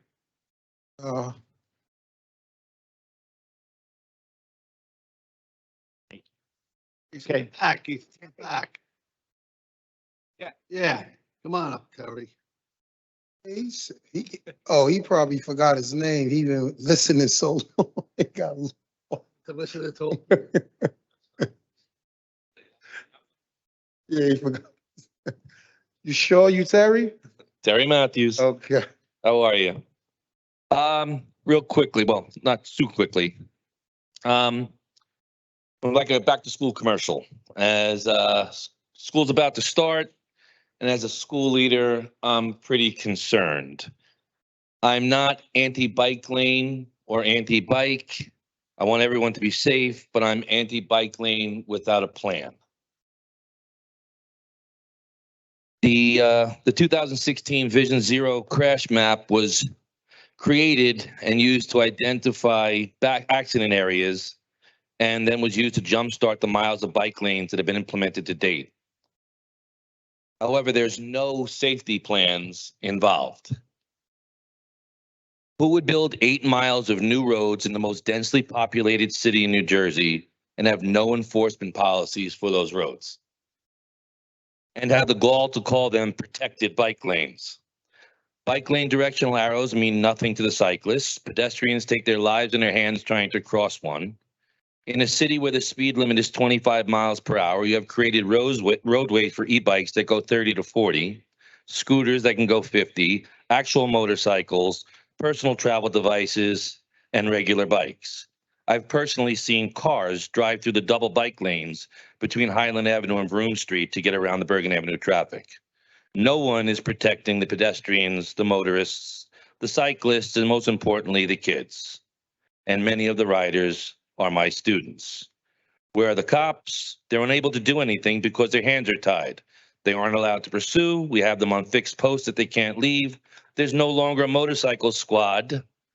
And we built 8 miles of bike lanes, yet no longer have bicycle cops. You don't find that ridiculous? Motorcycles and scooters, unlicensed, not wearing helmets, multiple people on them weave in and out of traffic because of the culture that has been created.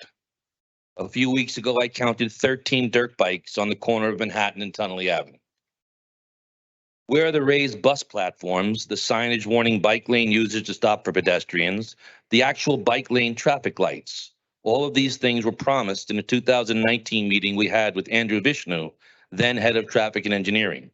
We don't have any of them, yet we keep expanding the bike lanes. And every street does not need a bike lane. Elderly people are going to get hurt. Kids are going to get hurt. What is the plan? Or are we just waiting until the city gets sued and we pay out some more settlement checks or worse? I just want to know how we're protecting kids who are using the bike lanes. Kids are daredevils. Seniors take, high school kids take chances. All right. And we have no stop signs in the bike lanes. We have nothing to keep them from Thank you. themselves. So, Thank you. Next speaker, 5.62, Charles.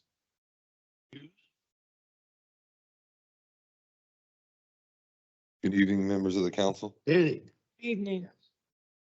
My name is Charles Peters. I am owner and founder of Ham and Chaz, along with my partner Jamie Ham. I'm here today to ask for a resolution of support for our Class 5 retail license on West Side Avenue in Jersey City. We are in Ward B. We are asking for a letter of resolution and support. We have accomplished several things. We have secured initial funding for cannabis and retail operations. We've obtained a conditional license from the New Jersey Cannabis Regulatory Commission, the CRC, and we're able to extend the license, which we are shortly going to have to extend again due to the moratorium. We have also secured a lease and have been paying rent, as just like other members that have spoken before.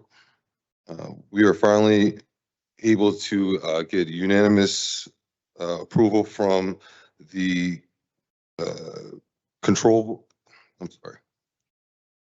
from the planning board a few weeks ago, and on July 12th, my legal team sent a letter to the council. I'm sorry.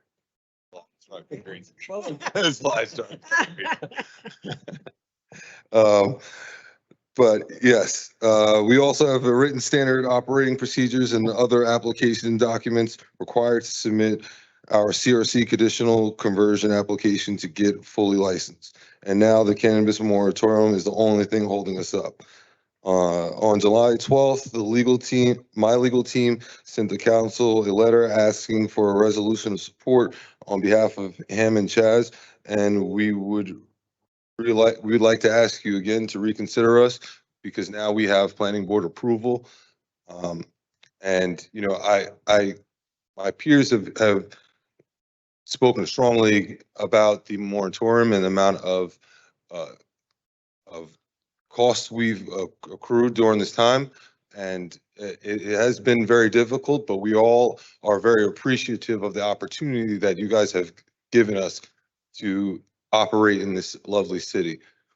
And we would love to uphold all of our social equity promises. So please help us and just give us a chance and give us final resolution, please. Thank you. Thank you. Thank you.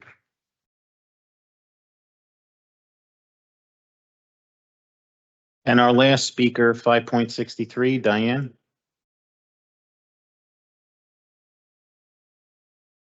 Save the best for last, huh? My mom always said. Good evening, everyone, and thank you for wading through this whole presentation tonight with a lot of very interesting topics. I'm here to speak as the president of the Historic Paulus Hook Association regarding the use of the public park for a school playground. And I would like to note that we have written a letter to Councilman Gilmore, Councilman Solomon, and also to Corp Counsel Baker. The HPHA again rejects the request for the continued private use of a public parkland by the Jersey City Board of Education, and specifically Public School 16 for public school students. We have once more reviewed the dedicated use of the southwest corner of the park for PS 16 students and find that the use is inappropriate. 2022 New Jersey Revised Statute, Section 40A, -12 through 19, conveyance of lands for educational purposes states that when a tract of land is no longer needed for public purposes, the governing body may offer an authorized conveyance. Paulus Hook Park, note that word, park, was platted by the Associates of Jersey Company in 1804. This land has been used as open space for the public since that time, and it remains one of the 2 public city parks in our neighborhood, which stretches, as you know well, it goes from. The other portion is a portion of Washington Street, and that's south of Dudley, which is paved again. There are currently over 50,000 residents living in Paulus Hook, and we expect a significant increase in that number, with 3 additional high-rise buildings planned and approved for our neighborhood, one of which started today. The playground is not land that is no longer needed for public purposes. As the only public playground in our neighborhood, this is a playground that is needed and utilized by all residents of the neighborhood, not just public school attendees. We strongly reject the privatization of our public park and request that this illegal use be stopped immediately. I will also note that there's been no effort on the part of the Board of Ed or PS 16 to do anything about alternate places for a playground, which include the roof of the school, which is more than adequate for playground areas. This letter was signed by not only myself as president, but also all the board members of the Historic Paulus Hook Association. And we hope that you take this into consideration and not renew the lease again this year. Thank you. Thank you. Thank you. All right, council members, that concludes our public speakers. Hey, Sean, before you go on, Peter, with regards to the cannabis, I just want to make sure I understand this right. The moratorium, when and if it's adopted, will only affect new applicants from the May 15th date, correct? Yeah, and I will say, obviously, we are carrying it to the next meeting. I know the council wanted to make some possible changes, so I can only say that as of now, that the changes that are proposed would be for applicants who filed applications after that May 15th moratorium date. Anybody who got an application in to the Commerce Department prior to, on or before that May 15th date would be considered under the, I'll call them the old rules, but Under still the rules that are in effect now. Okay, so in light of all that, whatever processes or whatever that legislation looked like before, everybody who was in a pipeline have to go through all of those steps despite what happens with the new one. That is correct as it is now. However, obviously, things are up for discussion. If the council wants to reconsider some things, we'll have that discussion. Okay. Just wanted to make sure I understood correctly. I think I'm starting to understand this stuff. It is not easy, and it's been a process for everybody. So. All righty. Okay, here we go. Any questions or comments on petitions, communications, item 6.1 through 6.31? Hearing none. Any questions or comments on Office of Communications 7.1 through 7.19? None. Any questions or comments on Report of Directors 8.1 through 8.6? Yeah, I just want to ask, why on 8.3 are we appointing somebody to a board that lives in Hattie? Why? He doesn't live in the city. 8.3, he lives in Carteret, New Jersey, and we're appointing him to one of the boards here in Jersey City. I believe he's being appointed to the Construction Board of Appeals, and I don't believe that a residency requirement is on the books. That's correct. For that one, there's not one required. And just for the record, Lee is an employee of the city and deemed in high standards. We got a fly flying around. Yes. It flew up this way. Okay. All right, on to our claims and addendums number 1 and number 2. Council members are going to be taking a vote on claims and addendums number 1 and number 2. Councilperson Ridley. Aye. Councilperson Prinzary. Councilperson Baggiano. Aye. Councilperson Saleh. Aye. Councilperson Solomon. Aye. Councilperson Gilmore, Aye. Councilperson DeGise, Aye. Councilperson Rivera, Aye. and Council President Waterman. Aye. Claims and addendums number 1 and number 2 are approved unanimously 9-0. Before we go on to the resolutions, BA, would you like to address the council? As we discussed at the caucus and then later on, there are 3 items that we're going to carry to the next meeting. That would be items 10-76, 10-79, and 10-81. 10-76, the councilman asked that we take another look at the proximity to the school. 10-79, we know the backstory with that one. And 10-81 is further community engagement. Can we discuss that just because 10-76, we discussed it and, we found out it's within the, are we keeping that on the agenda or you're pulling it or you're trying to pull it? Well, last I would like conversation I had was with Councilman Borgiano was asking to carry it because he was concerned about the school district. Councilman, Yeah. can we keep it for a vote? I spoke to the young lady tonight, Alexandria, and we said we're gonna have a meeting within the next week and bring it up at the next meeting. And I understand her problem but the school is concerned, Hudson Gardens is concerned, and I think if she speaks to these people, maybe they'll understand. She's reached out to the school. She's been in communication with your office for a year.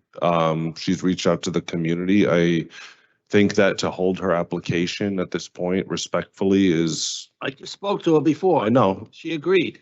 You agreed to, she can still have the community meeting. She can still have it. Okay. I think we should put it for a vote. And if you vote no, vote no. If you vote yes, you vote yes. Point, Yusuf, the people in the neighborhood are concerned about it. Listen, I feel sorry for her. They've had ample opportunity at this She point. lives downtown, not in Ward D. She used to live in Ward D. Now she lives in down. I mean, She's very nice. I spoke Rich. to her and In her defense, Rich, she has showed me several emails with respect to reaching out to several community groups in that area. And the email dates that reflect the email she told me are from last year. We can still vote on it and ultimately we still, she still have to, we still would have to, vote to renew it anyway. So, she sent them 4 emails with Hilltop Association. She sent them 4 emails and they never responded. And now 12 hours before we're going to pull it, this is not justice for anyone. I'm sorry. Okay. Any more discussion with this one? So we're going to table 79 and 81 and we'll send 76 to a vote. And if it fails, it's just as carrying it anyway. So. Thank you. Okay, so just for the record, we're going to withdraw. 79 and 81. Thank you. 76 goes to a vote. Yes, thank you. Thank you, BA. 79. All right, now on to our resolution. You were drawing them. Wait, could I just ask one question? Absolutely. Clarity. On 10.80 and 10.78, they told me there was no MOUs. Which one was that again? 10.78 and 80? 10.80, yeah. They said there was no MOUs. So 10.80, the MOU did get attached. They sent that attachment. I can't remember if it was late yesterday. I attached it to the resolution and also emailed a copy of that to the council members. On 1080. And the other one? I'm not sure about 10.78. Right, we want to know. Peter, can you take a look? Tell her. Council President, we'll review it while we go through the votes and then I'll table it if it's not there. I'm looking now.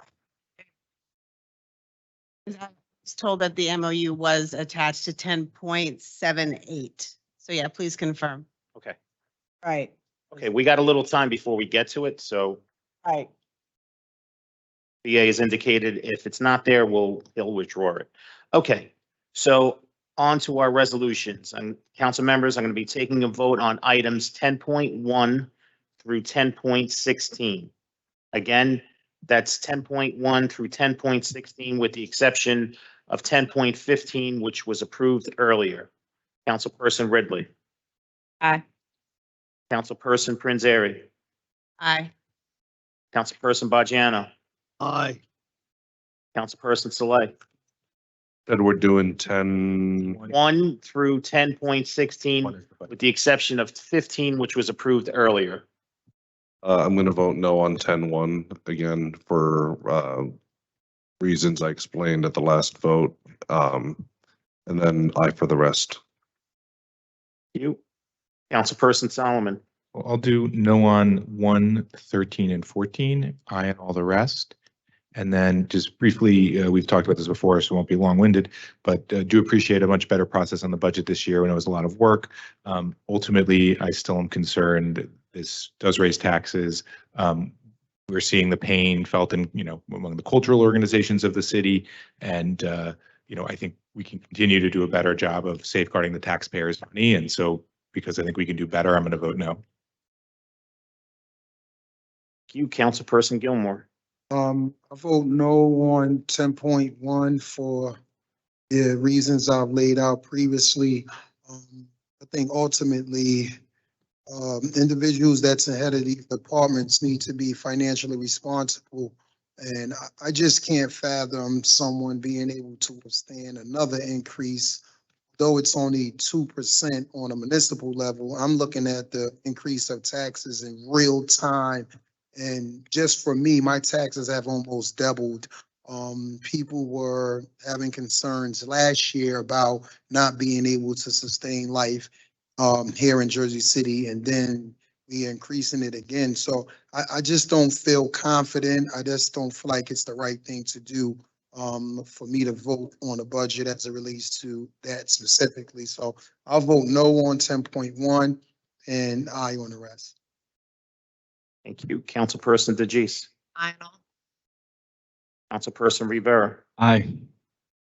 And Council President Waterman. Aye. Okay, if I can just recap. Just give me one moment. Okay. On item 10.1, 10.1 is approved 6-3. With council members Saleh, Solomon, and Gilmore voting no. Items 10.2 through 10.12 are approved unanimously 9-0. Item 10.13 is approved 8-1, with Councilperson Solomon voting no. And item 10.14 is approved 8-1, with Councilperson Solomon voting no. And items 10.15 and 16 are approved unanimously 9-0. On to our next set of resolutions, items 10.17 through 10.28. 10.17 was approved earlier, so we're going from 10.18 through 10.28. Councilperson Ridley. Aye. Councilperson Prinzary.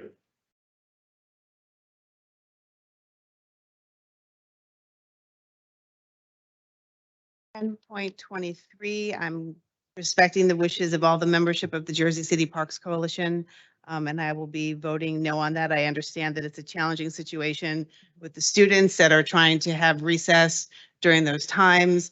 But I like I've said before, I know that there has not been precedent yet, but there still may be a situation later on down the line where it said it. Aye for all the rest. Was that 10? Councilperson Bajano. Aye. Councilperson Saleh. Vote aye for all. Councilperson Solomon. Aye for all. And just briefly on 1023, appreciate both speakers on both sides. Do appreciate the principled opposition from both the Neighborhood Association and the Parks Coalition. We discussed this a year ago. The resolution remains exactly the same, no changes. And we understand that, it's a tough situation and we have to make compromises. Ultimately, we think in the first year, it operated as well as we could have hoped. The public had as much access as we can while also safeguarding the students at the school. So with that compromise, voting aye for all. Councilperson Gilmore. I'm going to vote aye for all. I just want to say on 23, at some point, we're going to have to address the problem. We can't keep voting every year to renew it. At some point, we're going to have to figure it out, sit down with the Board of Education. Definitely pro making sure our kids are safe, but I'm also conscientious that it is a public park, hence the term public park, so it should be complete access. So at some point, something has to get done. We just have to really wrap our heads around to see what we can do. So in light of all of that, I'll vote aye. Thank you, Councilperson DeGise. Councilperson Rivera. I vote aye on 1023. I mean, that's a school that I went to kindergarten and first grade, and ever since they put those trailers in that courtyard, they really took a whole lot of space for them kids to be playing in. I mean, you know, one of the teachers or one of the staff members earlier said that that school is full and has about 1,000 students. It's unfortunate because those trailers that they have in that courtyard was where recess used to be. You know, I'll vote on it, but you know, it is 23 is a public park, you know, and it's not fair for the other constituents as well. But I vote aye. Council President Waterman. In 10.23, it is a public park, but it is challenging because we want to keep our children safe. I'm going to vote yes on all of them, but I think next year, the Board of Ed really needs to come up with a solution. They just do. Sometimes we have to make tough decisions. And at this time, they need to be at the table to see what other solution to be because it is a public park. And one thing you don't realize when you start setting the precedents for a public park to be kind of private, you opening a Pandora box for other parks to think that there can be a situation that they can come to the council and become private too. And for people who enjoy public parks, this really could be a problem. So I think at this time, like I said, I'll vote yes on it, but I think by next year, the Board of Ed should be coming up with some type of solution. I know Diane said maybe there's a roof. I don't know. Just her bringing that out alone, we need to start thinking different on how, you know, we have to keep our children safe because this is a public entity and the parks are, you know, they want the right for everybody to come in. So we just have to start thinking different how we're going to operate this city, because on one hand, you shutting down one entity and you open it up to another and everything is supposed to be public. So this is just like a can of worms that's getting ready to happen in this city. Okay, so if I can just recap, items 10.17 through 10.22 are approved unanimously 9-0. Item 10.23 is approved 8-1 with Councilperson Prinzary voting no. Items 10.24 through 10.28 are approved unanimously 9-0. On to our next set of resolutions, items 10.29 through 10.38. Again, that's items 10.29 through 10.38. Councilperson Ridley. Aye. Councilperson Prinzary. Aye. Councilperson Baggiano. Councilperson Saleh. Aye. Councilperson Solomon. Aye. Councilperson Gilmore. Aye. Councilperson DeGise. Councilperson Rivera. Aye. And Council President Waterman. Aye. Items 10.29 through 10.38 are approved unanimously 9-0. On to our next set of resolutions, items 10.39 through 10.50. Sean, can I just read something before we start? So I want the other council people to know. On 10.44, 701 Newark Avenue, because there's a lot of controversy over this. I want the record to be clear that I am 100% behind the plan to add affordable housing to this area. I think it's actually despicable that so little affordable housing has been added to Journal Square under the 2060 plan. It's also the main reason why I've been working with the community and fellow council persons, Soleil and Mira, to draft my own affordable plan for the square, because nothing is being done. The issue here is not that we have to choose between affordable housing or parking. It's that there should be both. I think it was Chuck who said the original building plans even included parking for the public, but traffic engineering said they asked them to remove it and said it's not safe. That's a joke. Now I am told that safety issue isn't the issue, but it's because curb cuts aren't encouraged for this area. Excuse my language, but this is total BS. You have right across the street, you have a curb cut for the buildings over there. They come onto Newark Avenue. The county comes onto Newark Avenue. Hudson Gardens comes onto Newark Avenue. So whoever said that and who's ever using that as an excuse is absolutely sick. This is not a residential area. This is a business district, just like Central Avenue, just like West Side Avenue, the Jackson Hill and the rest, all which rely on parking. This part of the square has numerous businesses that rely on customers being able to park and shop. We just had Maloney's Monteleone's Bakery close on the street. I can almost guarantee you that a lack of parking hurt them. Little India is just below this area with numerous minority-owned businesses. I've worked with them for years, and I know they rely on parking. We have a public library right across the street. We have the old and new county courthouse right down the block, which has no parking for the public. None of these things matter to the city, to this council? I spoke to the development agency who picked this developer for these plans. Both the original proposal in 2018 and the most recent one included 45 public parking spaces. What changed? Why was it fine with everyone then? I was informed that Councilman Rivera and Councilwoman Denise, who are both on the board there, voted for the plans when it included parking. So I know they both care. I just hope everyone else does too. I hope they weren't fooled that this is an either or situation. We need the affordable housing and should have all 72 units, 700 some odd units. We need public parking in the square for our businesses and residents. We need both, and there's no reason we can't have it. I don't think this should be voted on until we get a guarantee that this plan keeps the 45 parking spaces that currently exist. As I said, the curb cut onto Newark Avenue, it's already a curb cut there for 40 years, and there's never been an accident. So who are they talking about? This is another incident where people that don't live in this damn city and make the rules for us that live here. They've taken away parking. Panapinto took away parking on Magnolia and Summit. He took away parking down at Wendy's. They've taken away parking on Baldwin Avenue. The people in Ward C are tired of this, and it's got to stop. Council President, I believe the BA would like to address the council. Thank you. Respectfully to the council, Ms. remarks, we're just asking for a letter of support so the project can go to the state for the Aspire program. Legal representation, Chuck was here on Monday. He also discussed that the developer was looking at alternative parking within the area.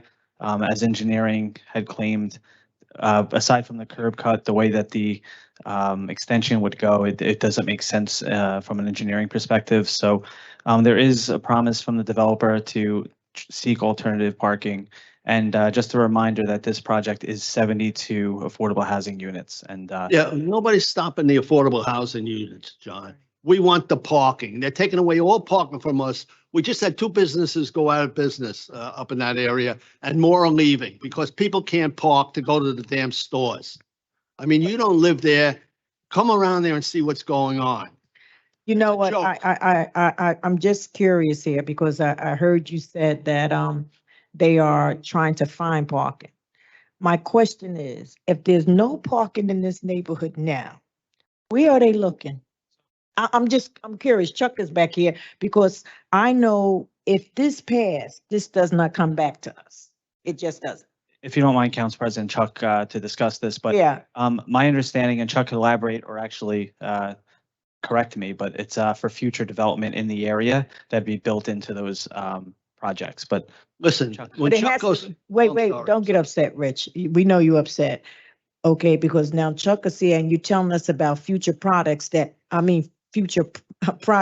will have parking. I know that's what you get ready to tell us, okay? But is there agreement already? This is like maybe so, maybe not, there's nothing really in writing. Because I hear his frustration. I drive up in this area.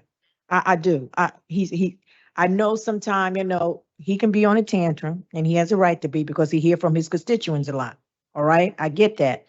But the truth is though, where's the parking going to be? Because in that area, think about it, if it's a commercial area and we want businesses to come there, where will they park? Businesses will close down. That's a problem. Now, I know we done been through this. I was on the planning board and they kept trying to say that we didn't need parking.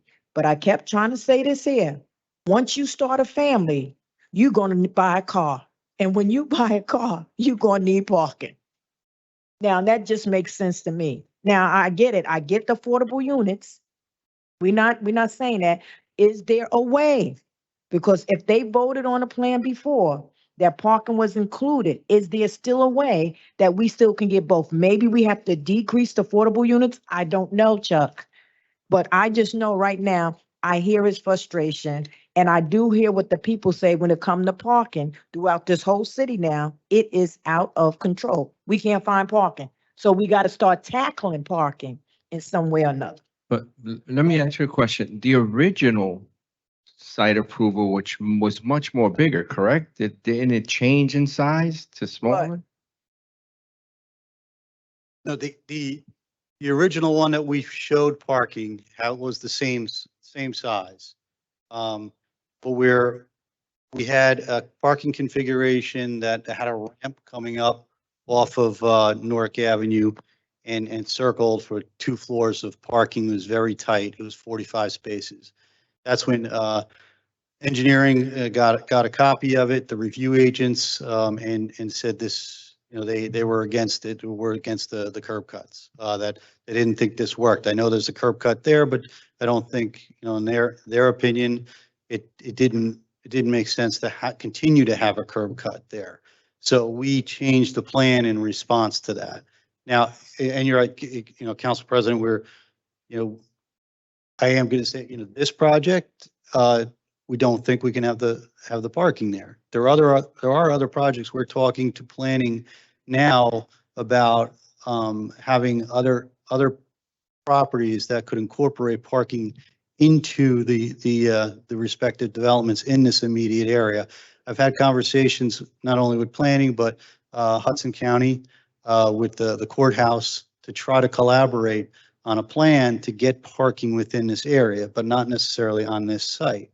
There are other opportunities now. The Pep Boys project right down the street, that has a lot of parking in it. If the council may recall, there was a corner bonus D that was passed within the last year that added 4 floors that had to be parking or commercial uses, no residential units. That has already been incorporated into one project down the street.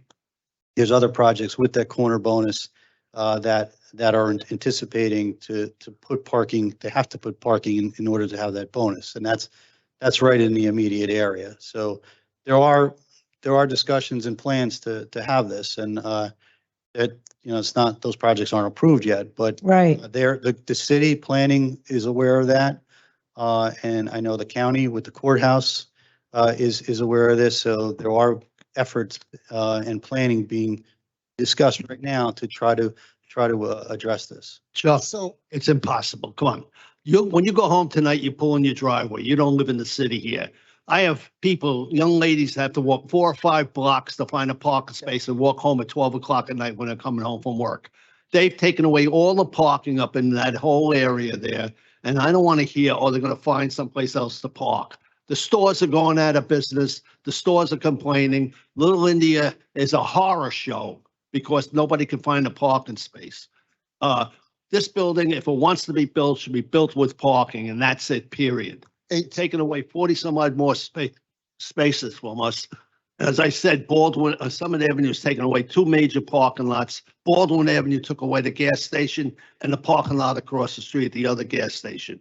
There's no place to park in the whole Journal Square area, and people are sick and tired of it. And I'm sick and tired of listening to the complaints, and I know the people are right, Chuck. I agree with you on practically everything you've done, but this is wrong. And I also resent the fact that being councilman in Ward C, that I found out about this on Monday night. John or Chuck, so if the initial plan called for so with all the technology, there's no way they can keep the parking and create this Because you're saying it would be a hazardous or planning or infrastructure is saying it shouldn't be there. Is there any way they can create it to allow it? So the original plan years ago for this site, it was a much larger footprint, including a hotel and a different various site. The site has shrunk, and then the new plans are put on that shrunken site. So it's really just a matter of trying to maximize the smaller space, and in that, the parking doesn't work, and that was verified by the engineers. That's kind of the fact of it, and then that's why we asked Chuck to work with neighboring developments to create additional parking offsite. But Just give a perspective on that. yeah, sure. Yeah, the prior developer that was designated years ago, they were going to do a hotel there. They had private lands that they were adding on to this parcel. And that created a larger parcel. They also had a parcel that fronted on Cottage Street. So that's what their parking, they had the capacity to do a garage that circulated efficiently and in and out off of Cottage Street, not off Newark Avenue. That's not the same development here, not the same parcels. So there's no way you guys can do parking in this because It's the curb cut It's that a they real- eliminated. it's a real, I'll take my chances getting a ticket at the bus stop when I got to go up there and run. It's a real Yeah. concern. Now, when you put this building up, even if it was 100% affordable, the crisis of parking it's still going to be there. So if it's an opportunity to do it, which I think with all the technology we have now, there has to be a mechanism to include that in there. It has to be. Well, as I said, we had. He had it, but the planning, they threw it out. Okay, I got Did that. not, they don't like the idea. They didn't like the idea. So now, let me ask this question. Is it a possibility that you can go back to them, really, and tell them this is a serious issue because parking is a problem? Now, it's a curb cut issue based on what you're telling me. They don't want the curb cut. That's why they said it couldn't be parking. Maybe planning need or engineer to reevaluate because there are curb cuts there now. Maybe the only reason why I'm saying that listen, he's getting hammered. We all getting hammered with this parking issue. And part of our concern is we keep passing stuff with no parking. It seems like nobody's listening. That's our problem here. Okay? It seems like that's the problem. Then once this passed, this doesn't come back to the council. It just doesn't. Is there a way that we could put a clause in there that they can't break ground until we find parking? Parking where? I don't. That's it. That's what figure out. No, but I mean, no, I'm asking, are you asking for parking on the site? No, just a place that people can park. It don't have to be on that site per se, because then based on the way the drawing is right now, there is no parking. So now you're saying, okay, y'all in negotiation, just trying to find parking. All right, because you know this is a problem. So I'm saying, could it be a clause in there that's saying before they break ground that there is a place that the people can park? Because they looking, that's what you told me. Well, and I can't commit to that now. No, you can't. You can't. That's why you got to go back to them and find out. Because the redevelopment plan doesn't require any parking. Right, it doesn't. But my This whole thing, instance- a lot of stuff don't require stuff, but we give it. All right? We do give it. No, understood. Okay? So I just want that out there. Okay. I think the issue is this property really doesn't support it. What? Based upon the engineers there, but there's other opportunities that might, not this client doesn't own it, but other. He doesn't, so he won't have a say in it, right? He wouldn't have the same, but we are in discussions with planning already about other opportunities for parking in the area. And you're confident. Where are they gonna park? You've got those giant buildings being built with practically no parking. It's actually disgusting. The people of Jersey City are getting screwed royally between rent increases, between parking, filthy streets. Come on. Does this development plan still include the pop-up stores, the retail, the office space? You have 360 residential units, which initially was 336, so it went up almost 30. And now you have office space, pop-up shops, and retail. That's right. This is part of the Homestead Place extension. So this will be the entryway from Newark Avenue, which is, I think it's a very important issue too, because when you, the parking, not only because of the curb cut, but when you put the garage there on the frontage, you're really kind of killing the idea of having some retail there too, because it eats up a lot of space in the ground floor with the ramping going up. And then you have two transformers that have to front Newark Avenue. So you're basically, you're looking at a frontage that is a garage, a utility room and transformers. But this, when they, and I say the engineering and planning said, you know, take the parking out, you know, we could work with you on that. It created a retail space on the corner there. And it opened it up. So it's a much better project because the entry to the Homestead Place is higher because it's not, you don't have two levels of parking right above it. So, I mean, those are benefits too as a result of this. I understand parking is an issue, but you know, it's just. But was the increase of the residential units the cause of the lesser or no parking? Because it says 75 spots were advertised. It was 45. 75. It was, that's why I think. ECRA documents say 75. Right. It was, the requirement at the time was 45, not 75. I'm not sure if that was the prior, you know, development. So 45. Was the reduction of parking though due to that entirety of the no ramp, or was that because we increased the residential units? Well, when we removed parking, you had two levels of parking. So then residential units were put into those two floors in lieu of the parking, which resulted in 24 additional residential units and 5 more affordable units. And that also added to the purchase price to the JCRA for the additional residential units. The ward councilman on this. Yeah. John, Yeah. John, can we have more dialogue?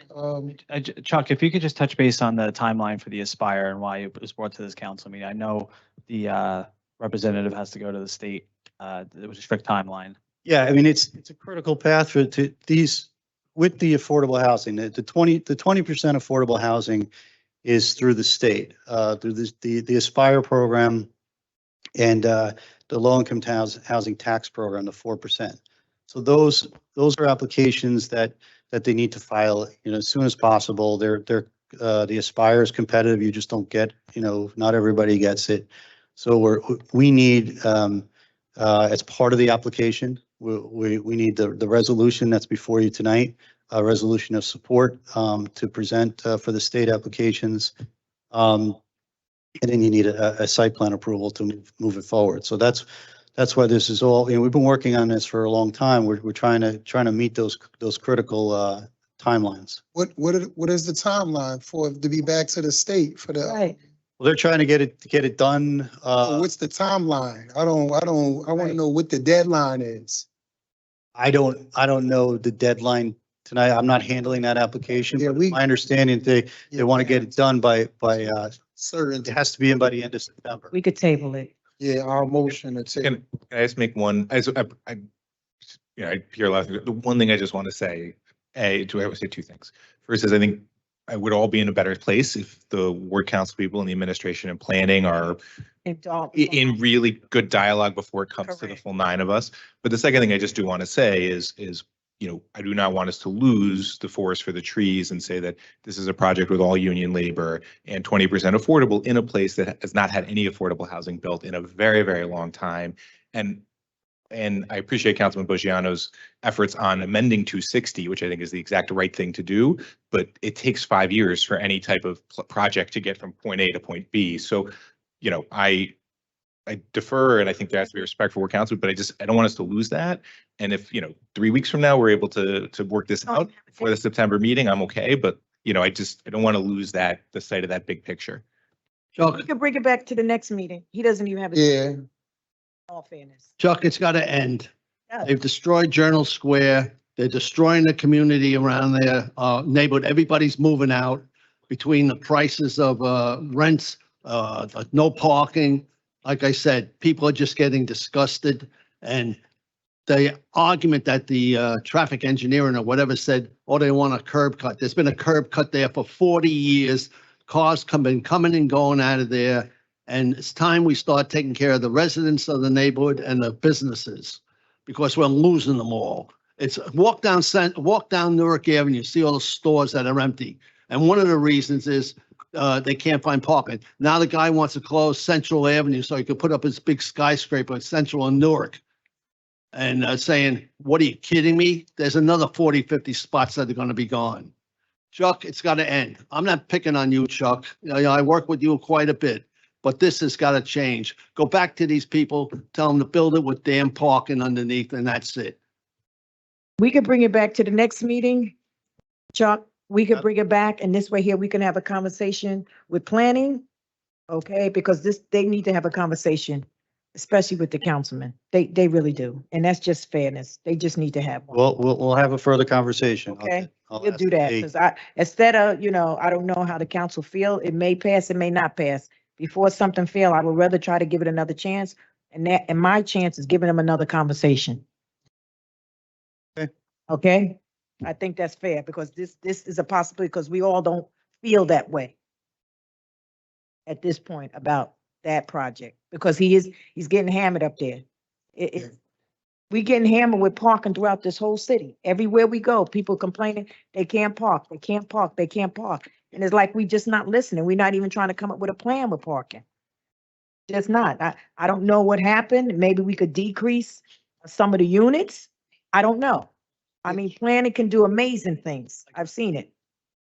Okay, Look forward to hearing from you, Chuck. Okay. Oh. me too. Maybe we could just bring this back to the next meeting before it failed. In order to do that, council members, I would need a motion to withdraw item 10.44, resolution 23-601 from the agenda. I make the motion, Sean. Motion was made by Councilperson Bajano. May I have a second? Second. Second by Councilperson, help me. Jeez, thank you. On the motion to withdraw item 10.44, resolution 23-601, Councilperson Ridley. Aye. Councilperson Prinzary. Aye. Councilperson Bajano. Aye.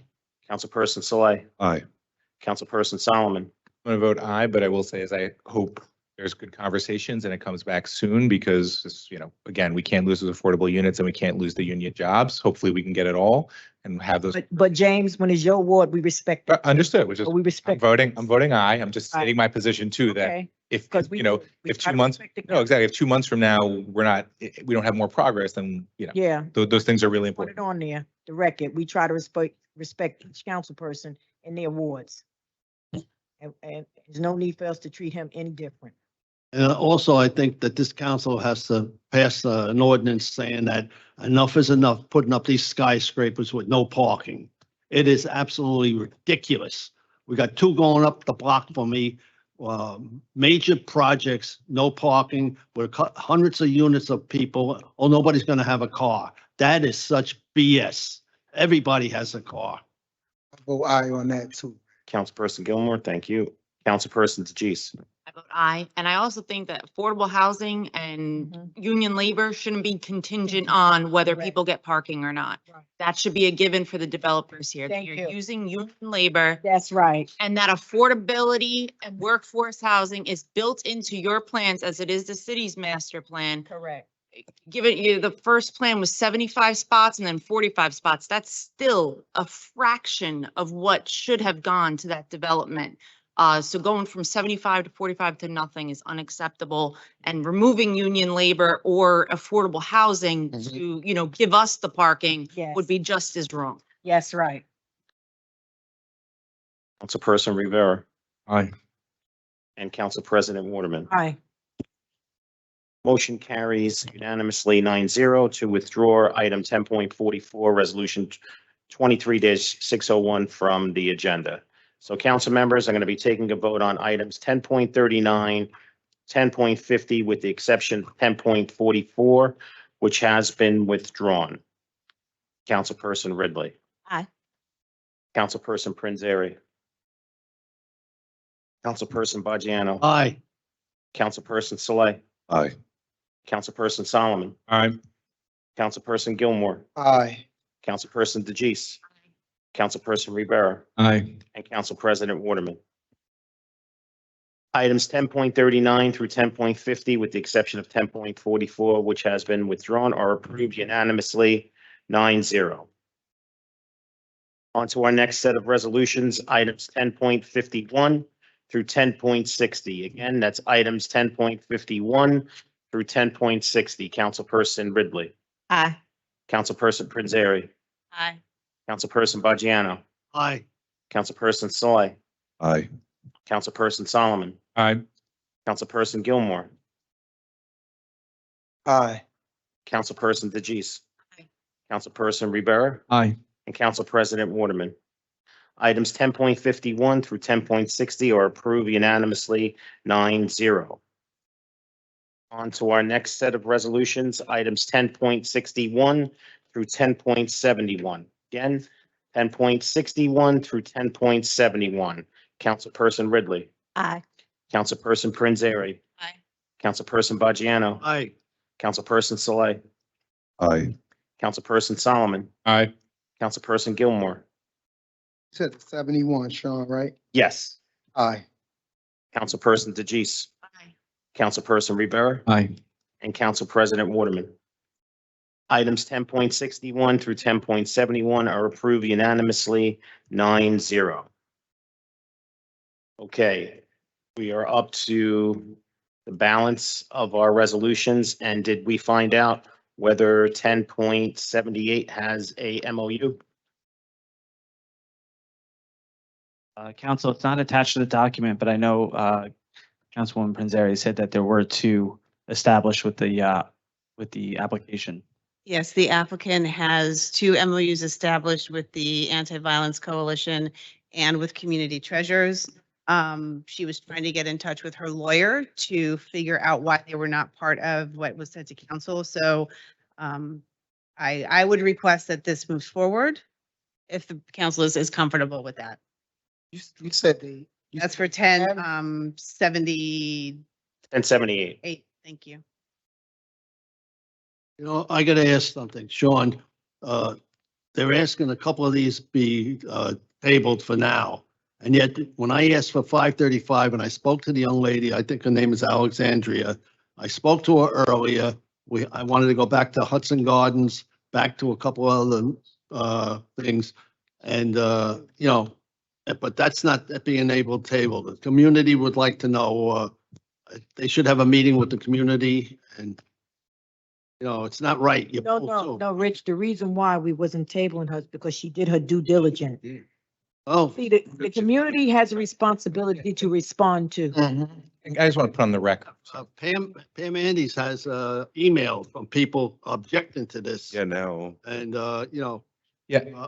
All right, look, the point is that we have Hudson Gardens across the street, which is taking a beating now because they have all the homeless there. They have St. Joseph's Church there. You have the Protestant Church there. You have Dickinson High School, which has 2,000 kids, which are out in the street smoking pot now during the day. And people are concerned. People in the neighborhood are concerned. I feel sorry for her and I hope she gets it, but we got to make sure that we have enough safety issues to protect these 2,000 kids in Dickinson and the rest of the people in the neighborhood. And I spoke to some of the store owners. Yes, they were talked to, but they really didn't understand what they were doing. So, No, I understand. I just want to put on the record for 1081 why the administration withdrew it and why I asked them to do it. Right. So first they did, sounds like this person was doing outreach for a year. They did zero outreach before it came to the council in June. Never met with me, never met with the neighborhood, never met with anybody. They had an initial meeting in July. I asked the attorney representing them, I said, update me in 2 weeks on how your conversations are going. Got no updates until today. So, you know, if we want to vote them down, I'm by keeping it going, we're doing them a favor, right? Based on that track record, they should get voted down. So anyway, that's what's happening with 81.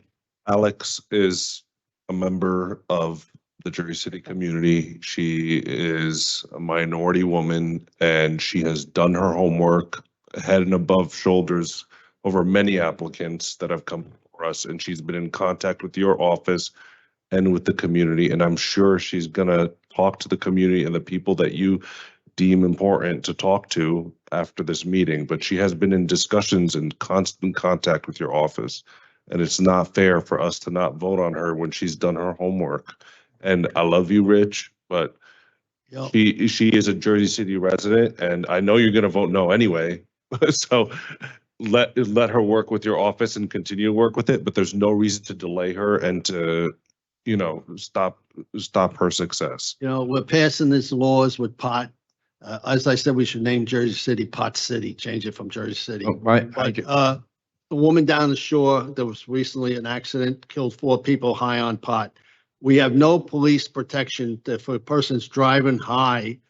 It's not, there's no way of proving it. She's not a consumption. I just want to add, I just want to also, aside of, I'm proud that she's a Latina and, she's a female. I love that, but aside of that, she did her due diligence. She did her homework. She crossed her T's. She dotted her I's.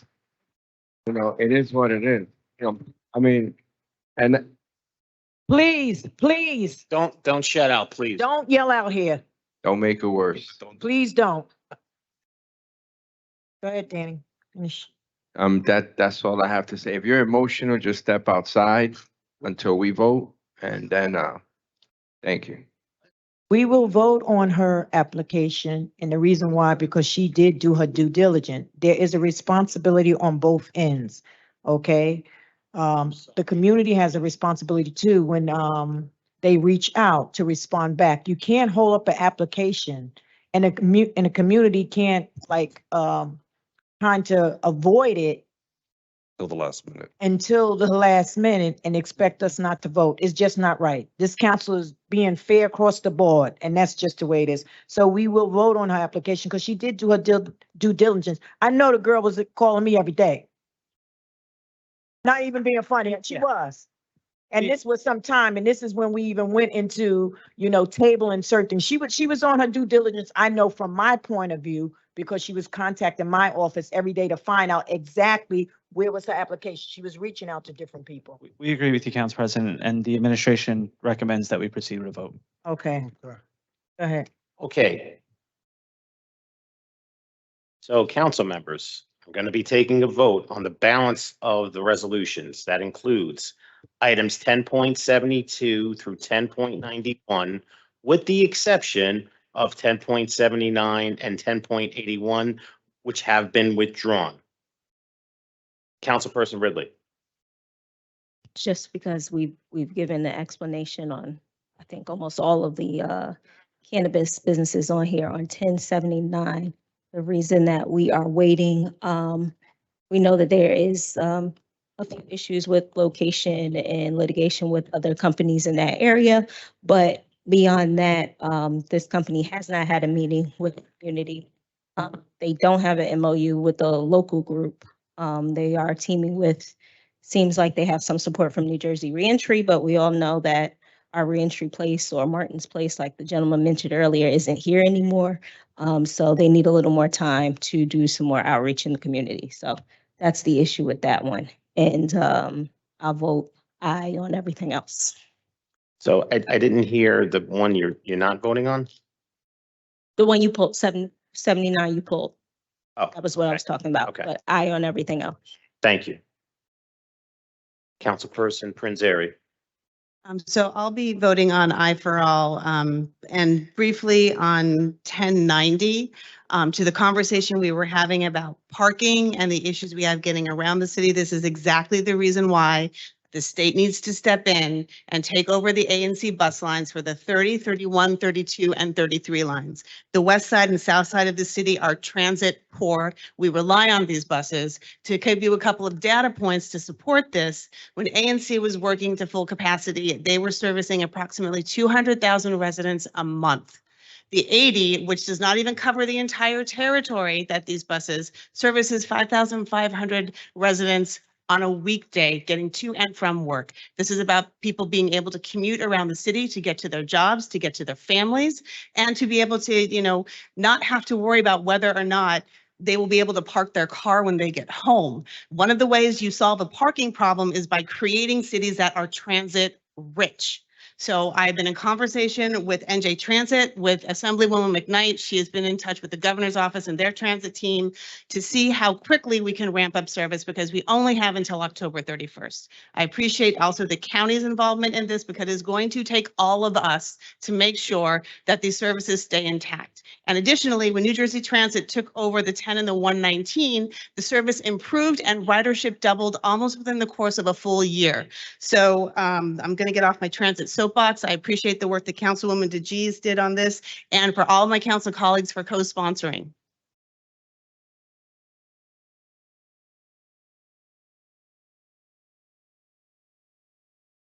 Councilperson Bajano. All right, no on 74, 75, I think it's 76, 77, 80, and 81.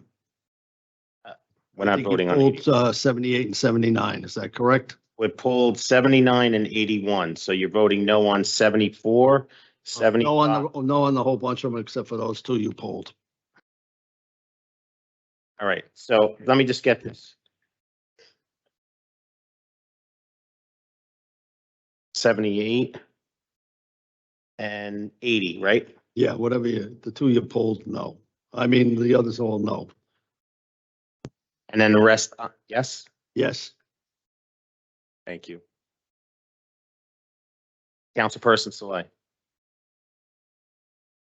Sorry. What are the numbers from again? 1070? We're doing 1072 through the balance of 1091 with the exceptions of 1079 and 81, which have been withdrawn. Okay. I for all, obviously with the exceptions of the ones you pulled, 1076 Neon Heights. I know you're going to warm up Councilman Bojano's heart at some point. Just, follow up with his office and have the meetings that he wants with the people that he wants. But congratulations. I know this is 3 years in the making or more, and you deserve this. And you're from Jersey City and minority woman, and you definitely earned this. And I wish you the best in your new operations. Lifted Vision, you as well. You are from the Heights, and we're so proud to have you. And oh yeah, you guys did.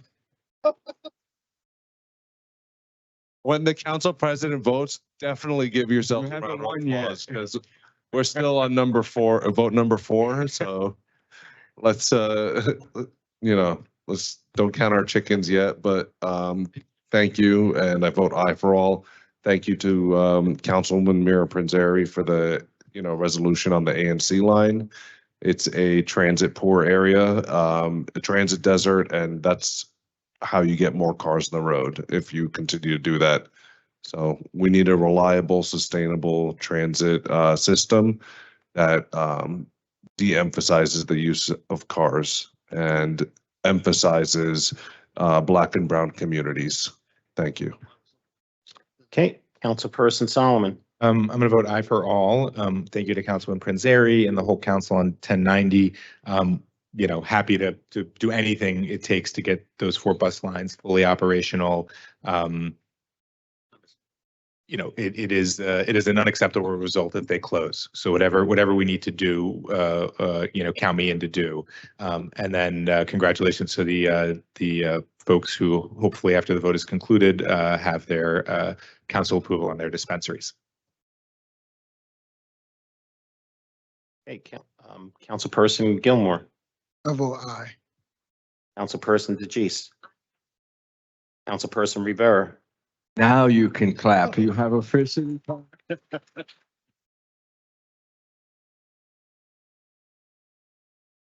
vote aye on all.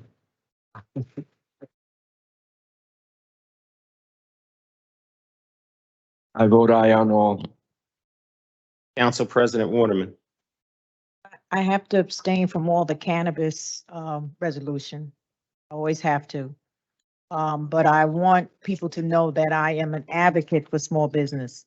Part of the challenge I see, even with the cannabis coming, and I see now we are starting to see a lot of our local people who live here coming with these applications.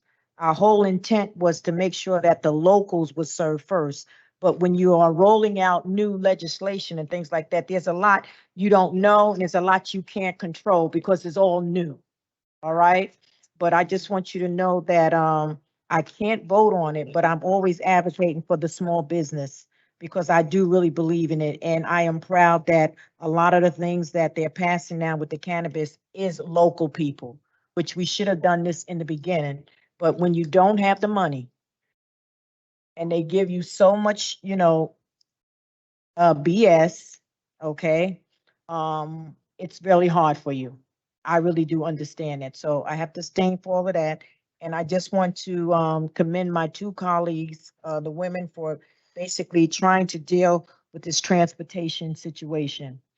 But I just know, being in this seat for a while, and this is the second go around that I'm dealing with transportation, I am asking the city, and we've talked about this, okay, is to start looking into expanding VIA. All right, when I heard about it, I reached out to infrastructure director and said, we have to start looking into that because times has changed. There are a lot of bus companies that used to be relied on is no longer. That's what happened when we did those taxi medallions. Remember that? They came and bid like crazy. And then the next year, Uber came and knocked them right out. So I'm saying we can see a trend happening now that these companies, these big bus companies, are pulling back because they're not profitable for them any longer. So we have to start figuring out how can we expand VIA. It's important for us to start doing that. Do we need jitney services now coming through here? Those are things that we should be looking at as a city. And so we need to start finding funding and grants for that, especially now, since we have, the inflation, which is good, Reduction Act, which deals with our infrastructure. So I'm looking for that fund when it comes to the city is to start looking in transportation in that way. All right. So with that, I vote aye on the rest. So Council President, before I move forward, are you voting, are you abstaining on 10.74? Because that's the attorney for the Cannabis Board. No, that I can vote on the, no, I'm abstaining from everything. They told You're me gonna abstain for all? everything, yeah. Okay, so Abstain from everything. you're abstaining on 74, 75, 76, 77, 78, and 80. And I on all the rest. Okay. Motion. Oh, let me recap. Second. first. Let me recap. Guys, I know you're anxious. I'm no more anxious than I am. Items 10.72 through, no, I can't do that. 10.72, 10.73 are approved unanimously, 9-0. Item 10.74 is approved 7-1-1, with Councilperson Baggiano voting no, Council President Waterman abstaining. 10.75, same vote, 7-1-1, with Councilperson Baggiano voting no, Council President abstaining. 76, 7-1-1. Councilperson Baggiano voting no, and Council President abstaining. 10.77, 7-1-1, Councilperson Baggiano voting no, Council President abstaining. 10.78, 7-1-1, Councilperson Baggiano voting no, and Council President Waterman abstaining. 10.79 was withdrawn. 10.80 is 7-1-1, with Councilperson Baggiano voting no, and Council President Waterman abstaining. 10.81 was withdrawn. 10.80 through 10.91 are approved unanimously, 9-0. May I have a motion to adjourn at Motion. 10:09 PM?